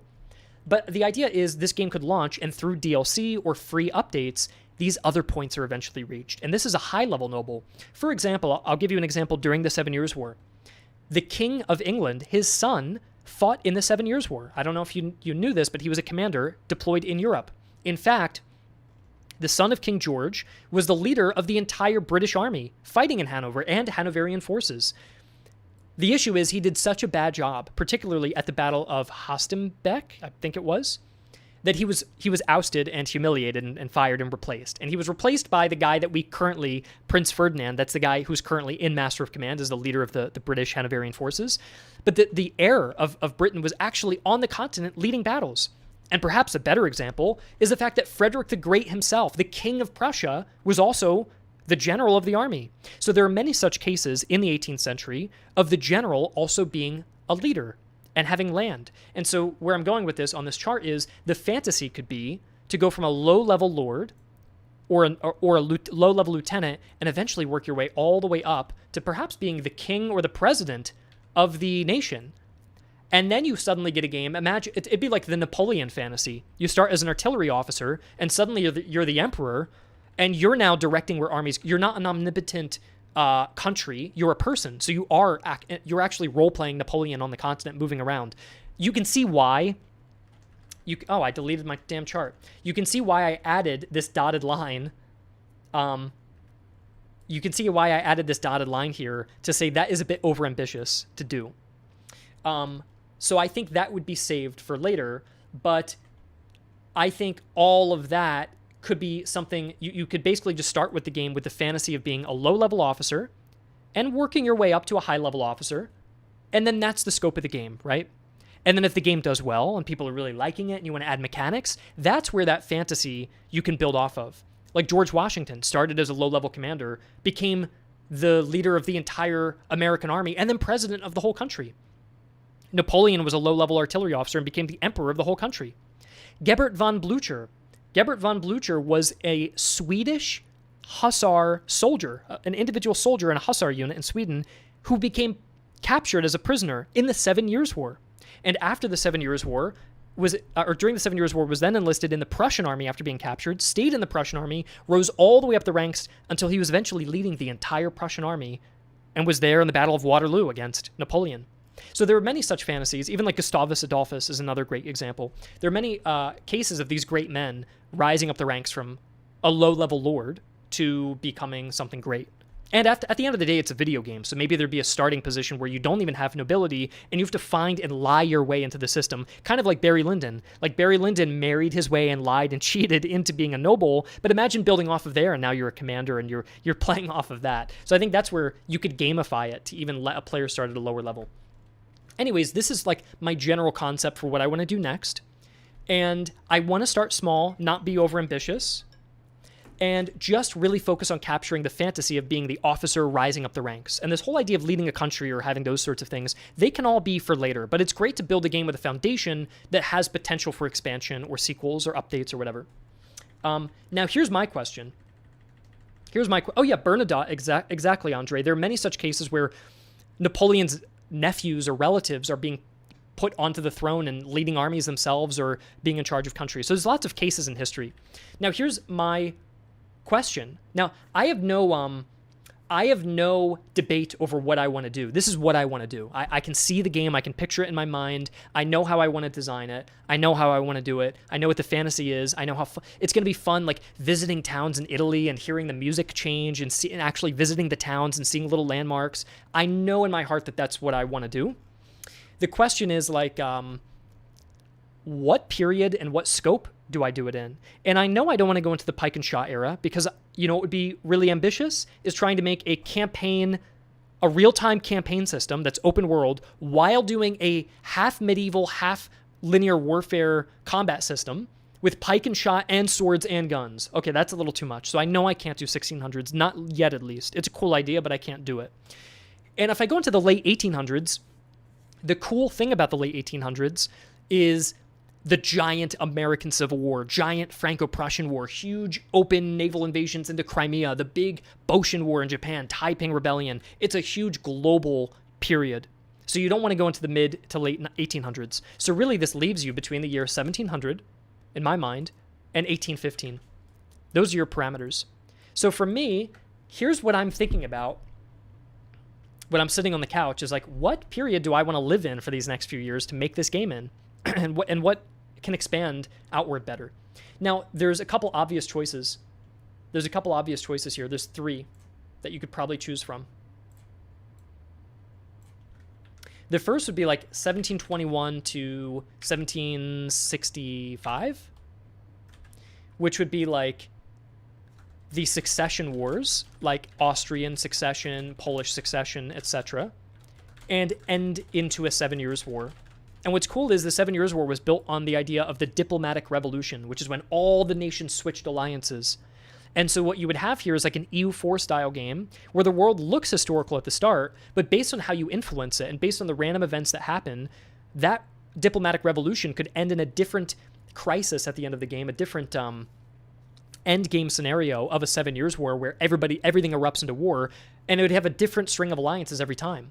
And I personally lean on, for me, the next game I want to make, I like games like Mount & Blade, I like EU4 where anything can happen to the map. It could just end up in any different way. And it's all plausible. It's not like, what I don't like is if AI Portugal conquered Europe, that would be out of reason for me, right? But if in this game, the 7 Years' War happens, but this time Prussia sides with France, okay, that's not too unreasonable because they actually did fight with each other in the War of Austrian Succession. So I like the idea of some, like in EU4, another thing I like is they have a 30 Years' War mechanic in EU4, but which side you take, the Protestant or the Catholic League, is different every time. They even have a Napoleonic War mechanic in EU4, but who gets the revolution is different every time. So I like that. I don't like reenacting historical battles. That's not this type of game. If you want to do that, you can play Ultimate General. Grand Tactician does it to an extent. There are other games where you reenact exact battles. That's not what I'm going to do, and that's not what I'm interested in making. I really like in Mount & Blade. Like in Mount & Blade, Fire and Sword is great. That's like an alternate history. Anything can happen, and you influence the world, but the world goes on ultimately without you, kind of like Kenshi. So like historical Kenshi, kind of. And so this is one option. I think the disappointing part of this, though, would be that the art and the feel of the continent and everything would kind of be the same as MOC 1. Because we just did the 7 Years' War, right? So this is like, oh, we're doing it again, but this time the campaign's a lot cooler, in my opinion, because it's a big open world Europe, which eventually you could expand and add America over time, and you've got the French and Indian War. So there's really cool ways that could expand out. But the issue, I suppose, is we just did it. And would players be like, hey, you know, I just listened to the marching song you made, or I looked at the art, the loading screen you just made, and now you're just making it again, kind of? So, yeah, I don't know. I'm not sure about that. The other thing, though, I like about it is I do think the early 1700s has a greater sense of adventure. These succession wars are seemingly random. If I told you who were the sides that fought in the War of the Polish Succession in the early 1700s, many of you probably wouldn't even know. So Austria could fight the Commonwealth could fight Prussia. Prussia could raise to be a dominant power and take over the HRE. France could fall to Great Britain. Like anything could happen, because it's not like World War II. In World War II, you know what the sides are, you know who the alliances are, you know who the great powers are. Either Hitler wins or he doesn't. That's it. So you know where I'm going with this. If you do the Napoleonic Wars, you have a similar thing here. There's less of a greater sense of adventure. It's either Napoleon, you know who the characters are, it's the coalition versus the French alliance. Either Napoleon wins or he doesn't. But that sounds nice, 1804 to 1815. That sounds nice, but your ability to influence the world would not be as great, and the world is kind of predetermined. You're getting the Napoleonic Wars. It's going to happen in the exact same time, or in the exact same way every time, almost the same every time. And so, I don't know, maybe this would be a little bit... It would be against maybe the theme of the game being about adventure and everything. So yeah, Napoleonic Wars would be kind of like Hearts of Iron, yeah. And then I have another option, which would be like 1765 to 1789. Now this one's interesting. This is before the 7 Years' War and before the Napoleonic Wars. The downside is no major war. There's not really a selling point. Now, you do get the American Revolution. That is one. But if it just starts in Europe, you probably wouldn't get it. So you'd probably need to include America, which would increase the development time and cost, which, I don't know, that's a little tough. But it is kind of cool because depending on the outcome of an American Revolution, maybe the French Revolution never happens. And if the French Revolution never happens, maybe Europe looks completely different. Or what if it's the Austrian Revolution or the Prussian Revolution or the British Revolution? It could be in a different spot depending on how your game ends. And if the game ends in 1789, you could very well make a DLC to complete it and bring it from 1765 to 1815. And through that DLC or expansion, you get that full experience from starting from a place of adventure. And depending on the choices you make and how the continent ends up, you get a Napoleonic Wars that's different every time. Or you could maybe enable a historical mode that makes it so France always has the revolution. But in this way, you have revolutions in America and in Europe. And with revolutions, it's so volatile, anything could happen. It just embroils the continents completely. So, yeah, I suppose those are like my three options I'm leaning on. And I just wanted to tell you guys about it. But I want something that is that has a sense of adventure, but is still iconic. And that's tough to do. And my fear of doing this one, 1765 to 1789, is people are going to buy it and go, oh, where's the Napoleonic Wars? Oh, we didn't have time to put that in. Oh, where's the American Revolution? Well, we didn't have time to put that in. So you're kind of like building out this framework for a game that doesn't have all of that. And I think regardless of what we do, we probably would only be able to do Europe at the start and not even North Africa. This is probably the start, because you don't want to be overambitious. You don't want to be yet another game that promises this big open world and you get in and it's a buggy mess. That's the last thing I want to do. So it's got to start small, but with a really good and fun foundation. And I know we can do that. Like, I've been sitting on this idea for like 5 years now. So I've thought about it a lot, about what the gameplay loop, like we've even Master of Command was a test bed for the gameplay loop of just like fighting battles, getting loot, building your army, fighting battles, getting loot, building your army. This adds just a couple extra points to the gameplay loop of maybe exploring around in Europe and finding a local quest and talking to a lord. But then the rest of the gameplay loop is still intact and the battle system's carried over. So we're really building off of that in a way. But yeah, do you guys have, generally, if you had to choose between these three, assuming that they're only Europe at the start, assuming it's just Europe, and then we can build it out from there and add America first. That's, I think with either three of these, we would add America eventually. But if we just did Europe, which kind of direction do you guys like? Do you like this like revolutionary setup period? Do you like a pure Napoleonic game? Or do you like the early like succession wars adventuring into the 7 Years' War type of deal? So I'd say it's the 1721 option, 1765 option, and the 1804 option.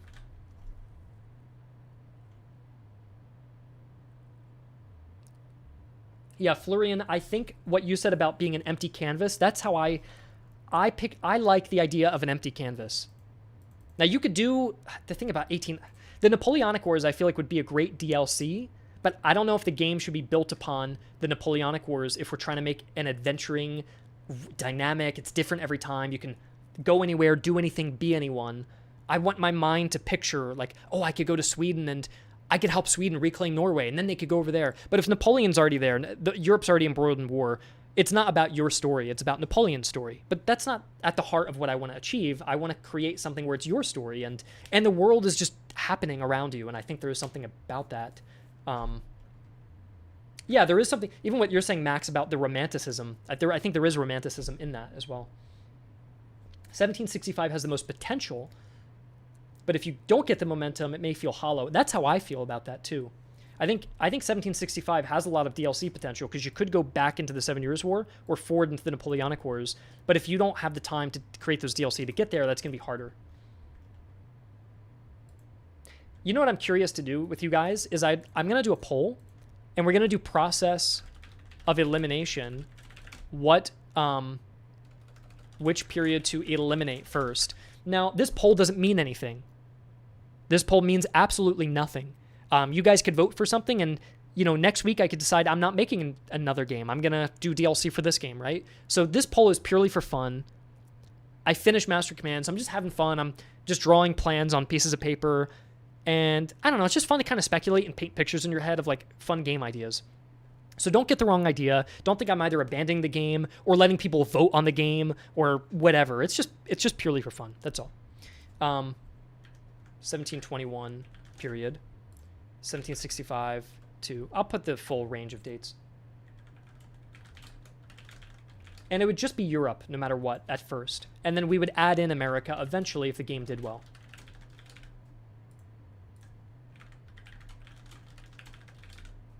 There, I've started the poll, and you'll eliminate one. So you're going to delete which one is your least favorite. You're going to pick process of elimination, pick which one to eliminate first.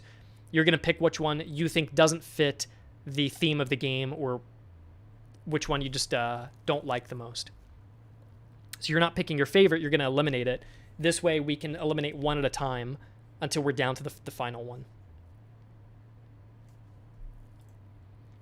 Should be maybe some peace periods between gameplay, between wars. Yeah, that's what I was thinking.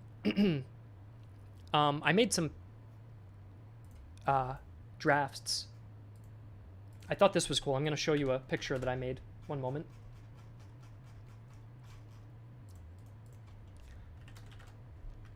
This was me just scribbling.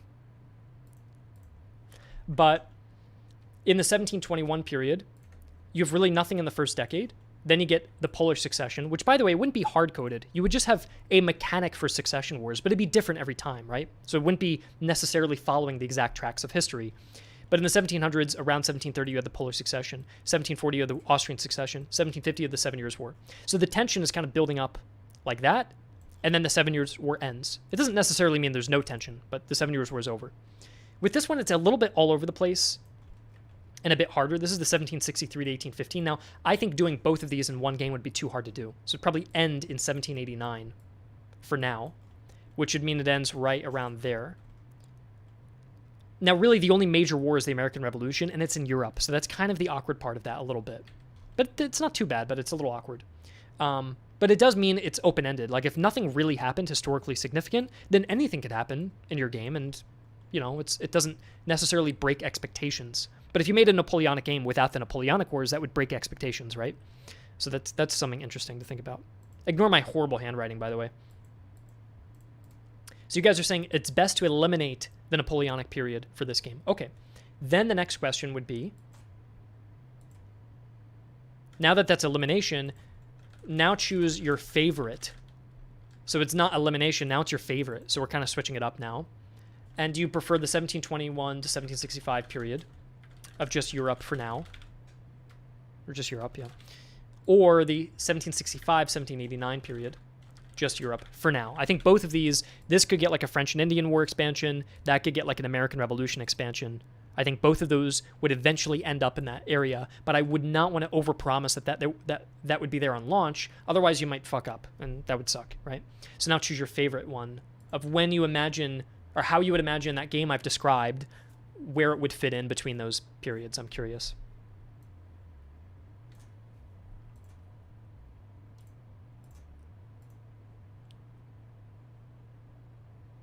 It seems pretty split a little bit right now.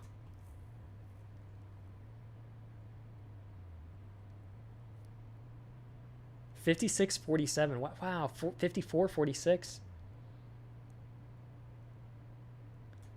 Yeah, that's tough.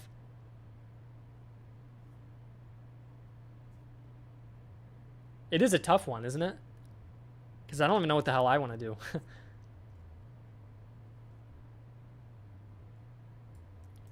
I would love 1765 to 1789, but I just don't see how you can get the mass appeal compared to 1721.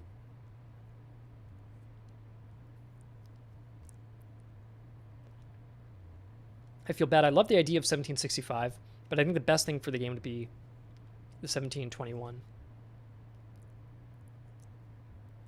1765 seems more promising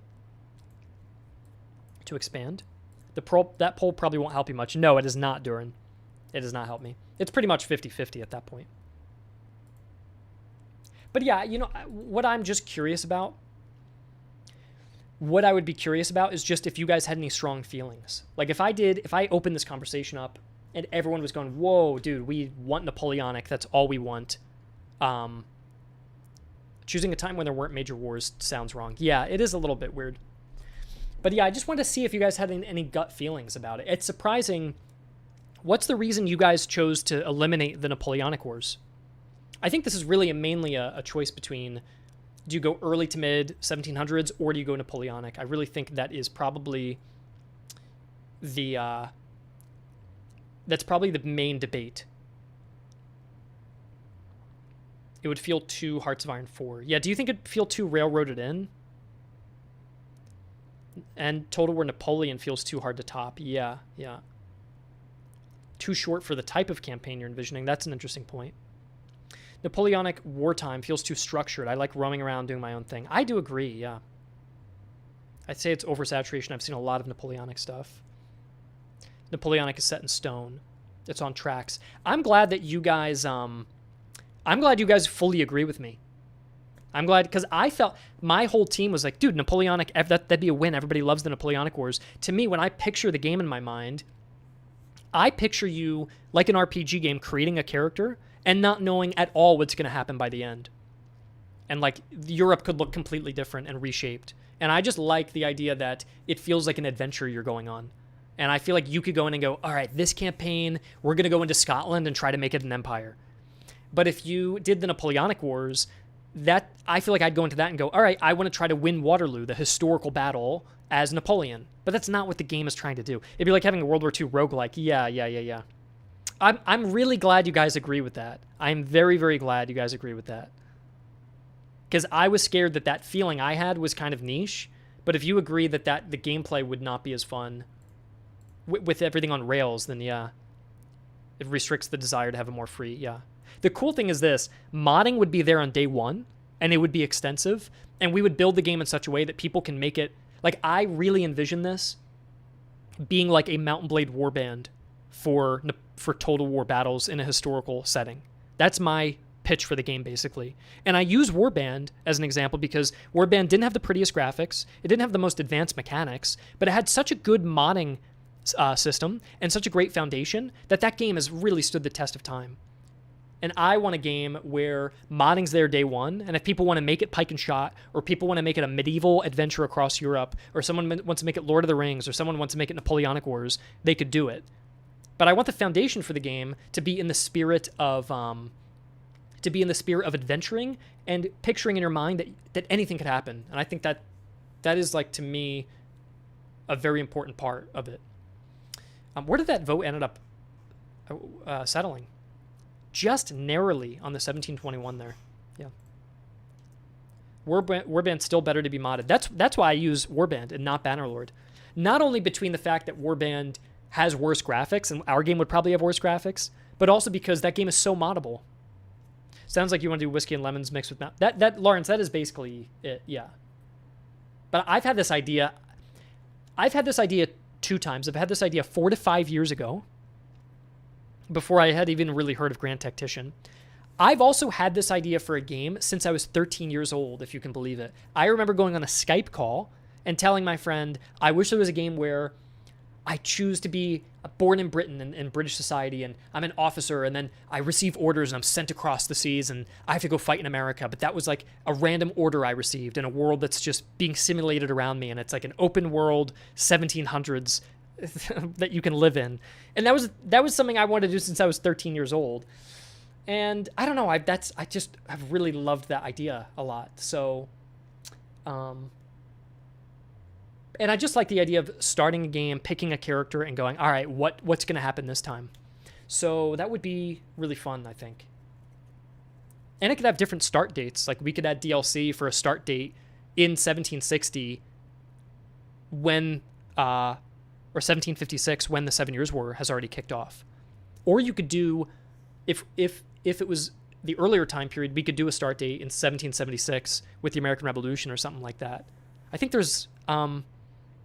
think there are ways that you could expand that as a sandbox to fit it into different kind of wars and periods. But you don't want to be overambitious with it, so I really would want to settle it in one core area and then just slowly build it out. But I also am heavily inspired by like games like RimWorld, where RimWorld just stayed around for 10 years as this big open world sandbox with tons of modability. So I want to keep my battle system, build on the foundations we have, set it in a historical period, put modding first, make it a sandbox, and let it be a game that could be a 5 to 10 year long game that could just keep building out. I've also got publishers who are talking to me who want me to who want to fund that and who would fund the entire thing. But I kind of want to do it myself, because Master Command made enough that I kind of just want to do it all on my own. But I've reached out, or I've had publishers, I won't say any of their names. I think I'm allowed to, but I won't. I've had publishers you guys probably know really, really well, who want me. Again, I won't say their name, but I've had one say, we want to turn that into a whole franchise and make it as big as X game that they listed. That's like $100 million big title. And I don't know if I want to give up control, though. I kind of want to do it myself. And yeah, I don't know. I won't say who it was, so there's not even a point in guessing. But I made enough money that I would do it on my own. Even if I end up spending all the money I made on it, I think it's honestly bigger than some of the companies you guys are saying. But again, I will not comment on who it is. It's not even worth guessing. Here's the other idea I had, which would be, because you guys have seen how many times a game gets a publisher, and dude, they just derail the whole fucking thing. So I kind of want to do it on my own. Like, I think I can do it. So, and you guys have saw what happened to Ultimate General. So I don't want that to happen to me. Like, Ultimate General, those guys were great. And that game was like, Ultimate General Civil War is one of my favorite games, and that really sucks what happened to them. So I don't want that to happen to us. And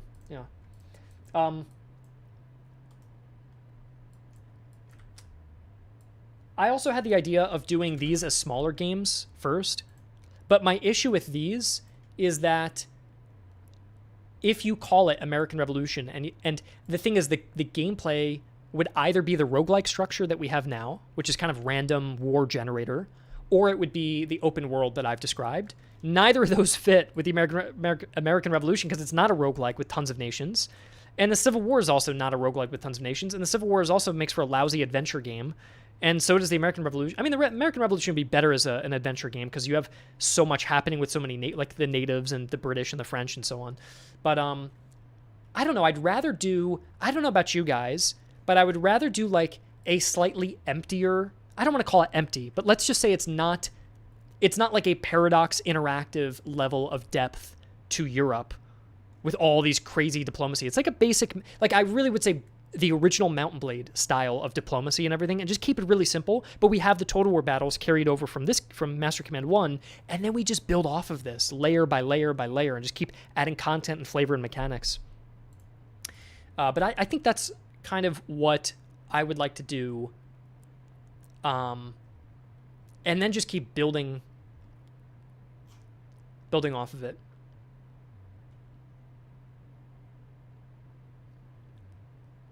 I think the only temptation to do the American Revolution would be that Ultimate General tried it and it didn't work. So it'd be fun to try our hand at it. And I like the American Revolution as well. So I don't know. That would be, we would do the American Revolution probably in the same like roguelike structure that you're seeing now, but with just updated graphics primarily and some like a couple new mechanics here and there, and just use it to build more budget. But part of me thinks like I don't want to wait forever. I kind of just want to go straight into that open game because it doesn't need to be super ambitious, and it doesn't need to be like the original Mount and Blade or Battle Brothers style campaign is very achievable, especially if I already have a battle system pre-made. It's all done. We just have to update the graphics, and the perspective is currently 3D. You just remove the camera restrictions, pay for the 3D models. So it's mainly an art cost thing, but the mechanisms to get battles to run is like, we have a really great foundation. None of that needs to be built from scratch. So we'd be primarily building out the campaign and then just updating the graphics on the battles. And I feel like in that way, I kind of want to go for that open-ended thing. Just prioritize what will bring the most financial security. I don't know. Yeah, I have a lot of thinking to do. I have like 3 to 6 months of thinking to do for this.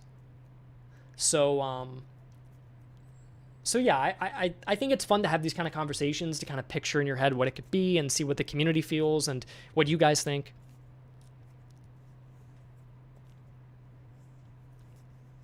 Do you guys think it's still worth considering that smaller American Revolution themed project? Or do you like the more open-ended one? I've yet to fully envision what the gameplay would be necessarily of the American Revolution themed one. And I don't know how well it works with the roguelike structure just yet. But I'm definitely going to keep my options open, obviously. And I'll keep thinking about it. I'm a sucker for the American Revolution, yeah. Would have a different structure of scenarios. Do you guys think, like, one of the biggest things of the American Revolution game would be that people would expect things like Bunker Hill, but if the game's like a roguelike, you're not recreating historical battles. You're making your own battles. So would that be a disappointment to people that you're not getting a big string of historical battles like Ultimate General? Because it'd be more of like more of that open-ended roguelike kind of structure. So I don't know. Yeah. But it's cool to bounce ideas off you guys, and I like how you guys are thinking, and it's what you guys are saying is cool.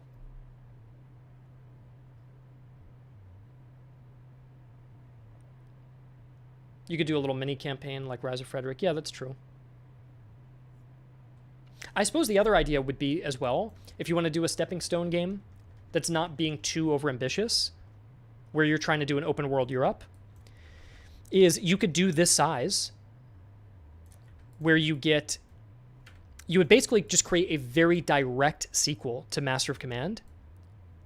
It's a very, very direct sequel where you have the 3-act mission structure again, but maybe there's 6 acts instead of 3. And instead of launching with 5 nations, maybe you launch with 8. And 3 of the new nations could be like the United States and Spain and Portugal. And then the period could be in the 1770s, and you would have France, Britain, Prussia, Austria, and Russia still. And then it still has the roguelike structure. So Russia invades the United States, or Britain invades France, or, you know, it follows that exact same structure. And then you just like improve the graphics, add new content, tighten up the mechanics, maybe make it so when you enter a region, there's more stuff to do. Like you start experimenting with the quest system. Maybe there's like allied AI armies that are also moving around.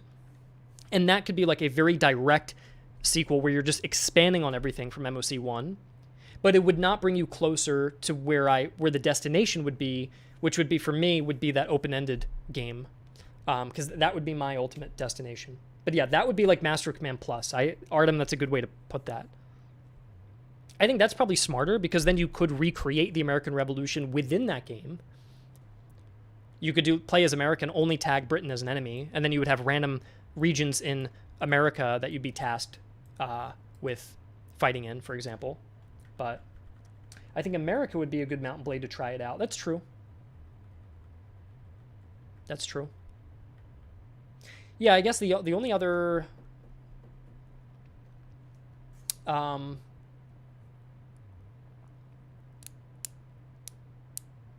the only other things I could think of would be trying that open-ended campaign in America and then adding Europe after, but I kind of feel like it should be the other way around.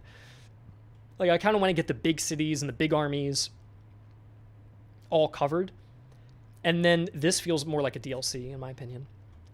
And yeah, I don't know. I think there's a lot of nice directions that we can go in, so I'd want to see more regional-specific stuff from an MOC Plus, like continental or regional-based. Yeah. The thing about that is we're calling that a stepping stone. But doing all this would be harder than just doing an open Europe map. You know, like if you're talking about like every region has its own specific types of maps and specific events, and each region has its own flavor, and you go from here to here and they're connected, and you've got a diplomacy mechanism, and then you've got different countries. Like that is like a whole web of game, and then like procedural maps within these with real-time campaigns and roads and AI armies. Like at that point, if you just did one map of Europe, that's actually easier to do to some extent. And then you just add flavor in these areas. And I feel like that's a better platform to build off of. So I don't know. Like I feel like that MOC Plus idea feels like it'd be more work in a way, you know, or an equal amount of work, but then it would all get thrown away and there's not really a way to build off of it. Like how do you expand that out? But if you did this open-ended thing, you could expand this in so many different directions. Like, yeah, like as the doctor said, you could have a DLC or themed around becoming Washington and fighting in the French and Indian War and then leading the revolution or something. That sounds really cool. Yeah, successful games strive on quality instead of quantity. I agree. Yeah. I do agree.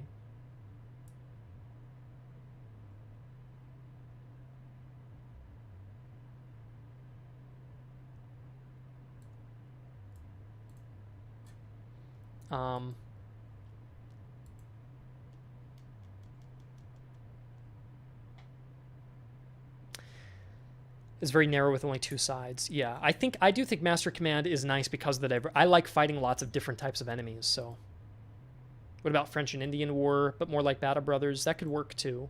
I feel like I don't know why, but I feel like for me, I would want Europe at the center of that Battle Brothers / Mountain Blade style game.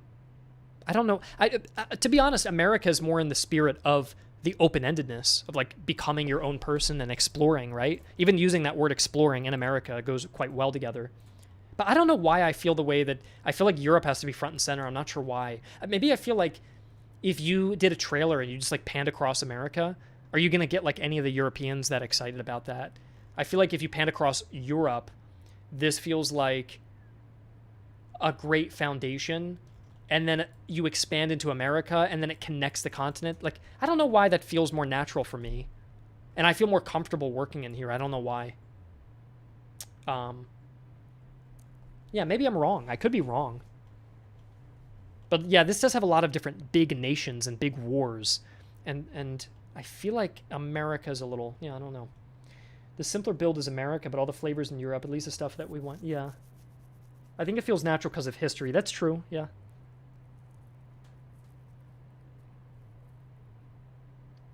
But yeah, I feel like Europe I feel like I would start first with it.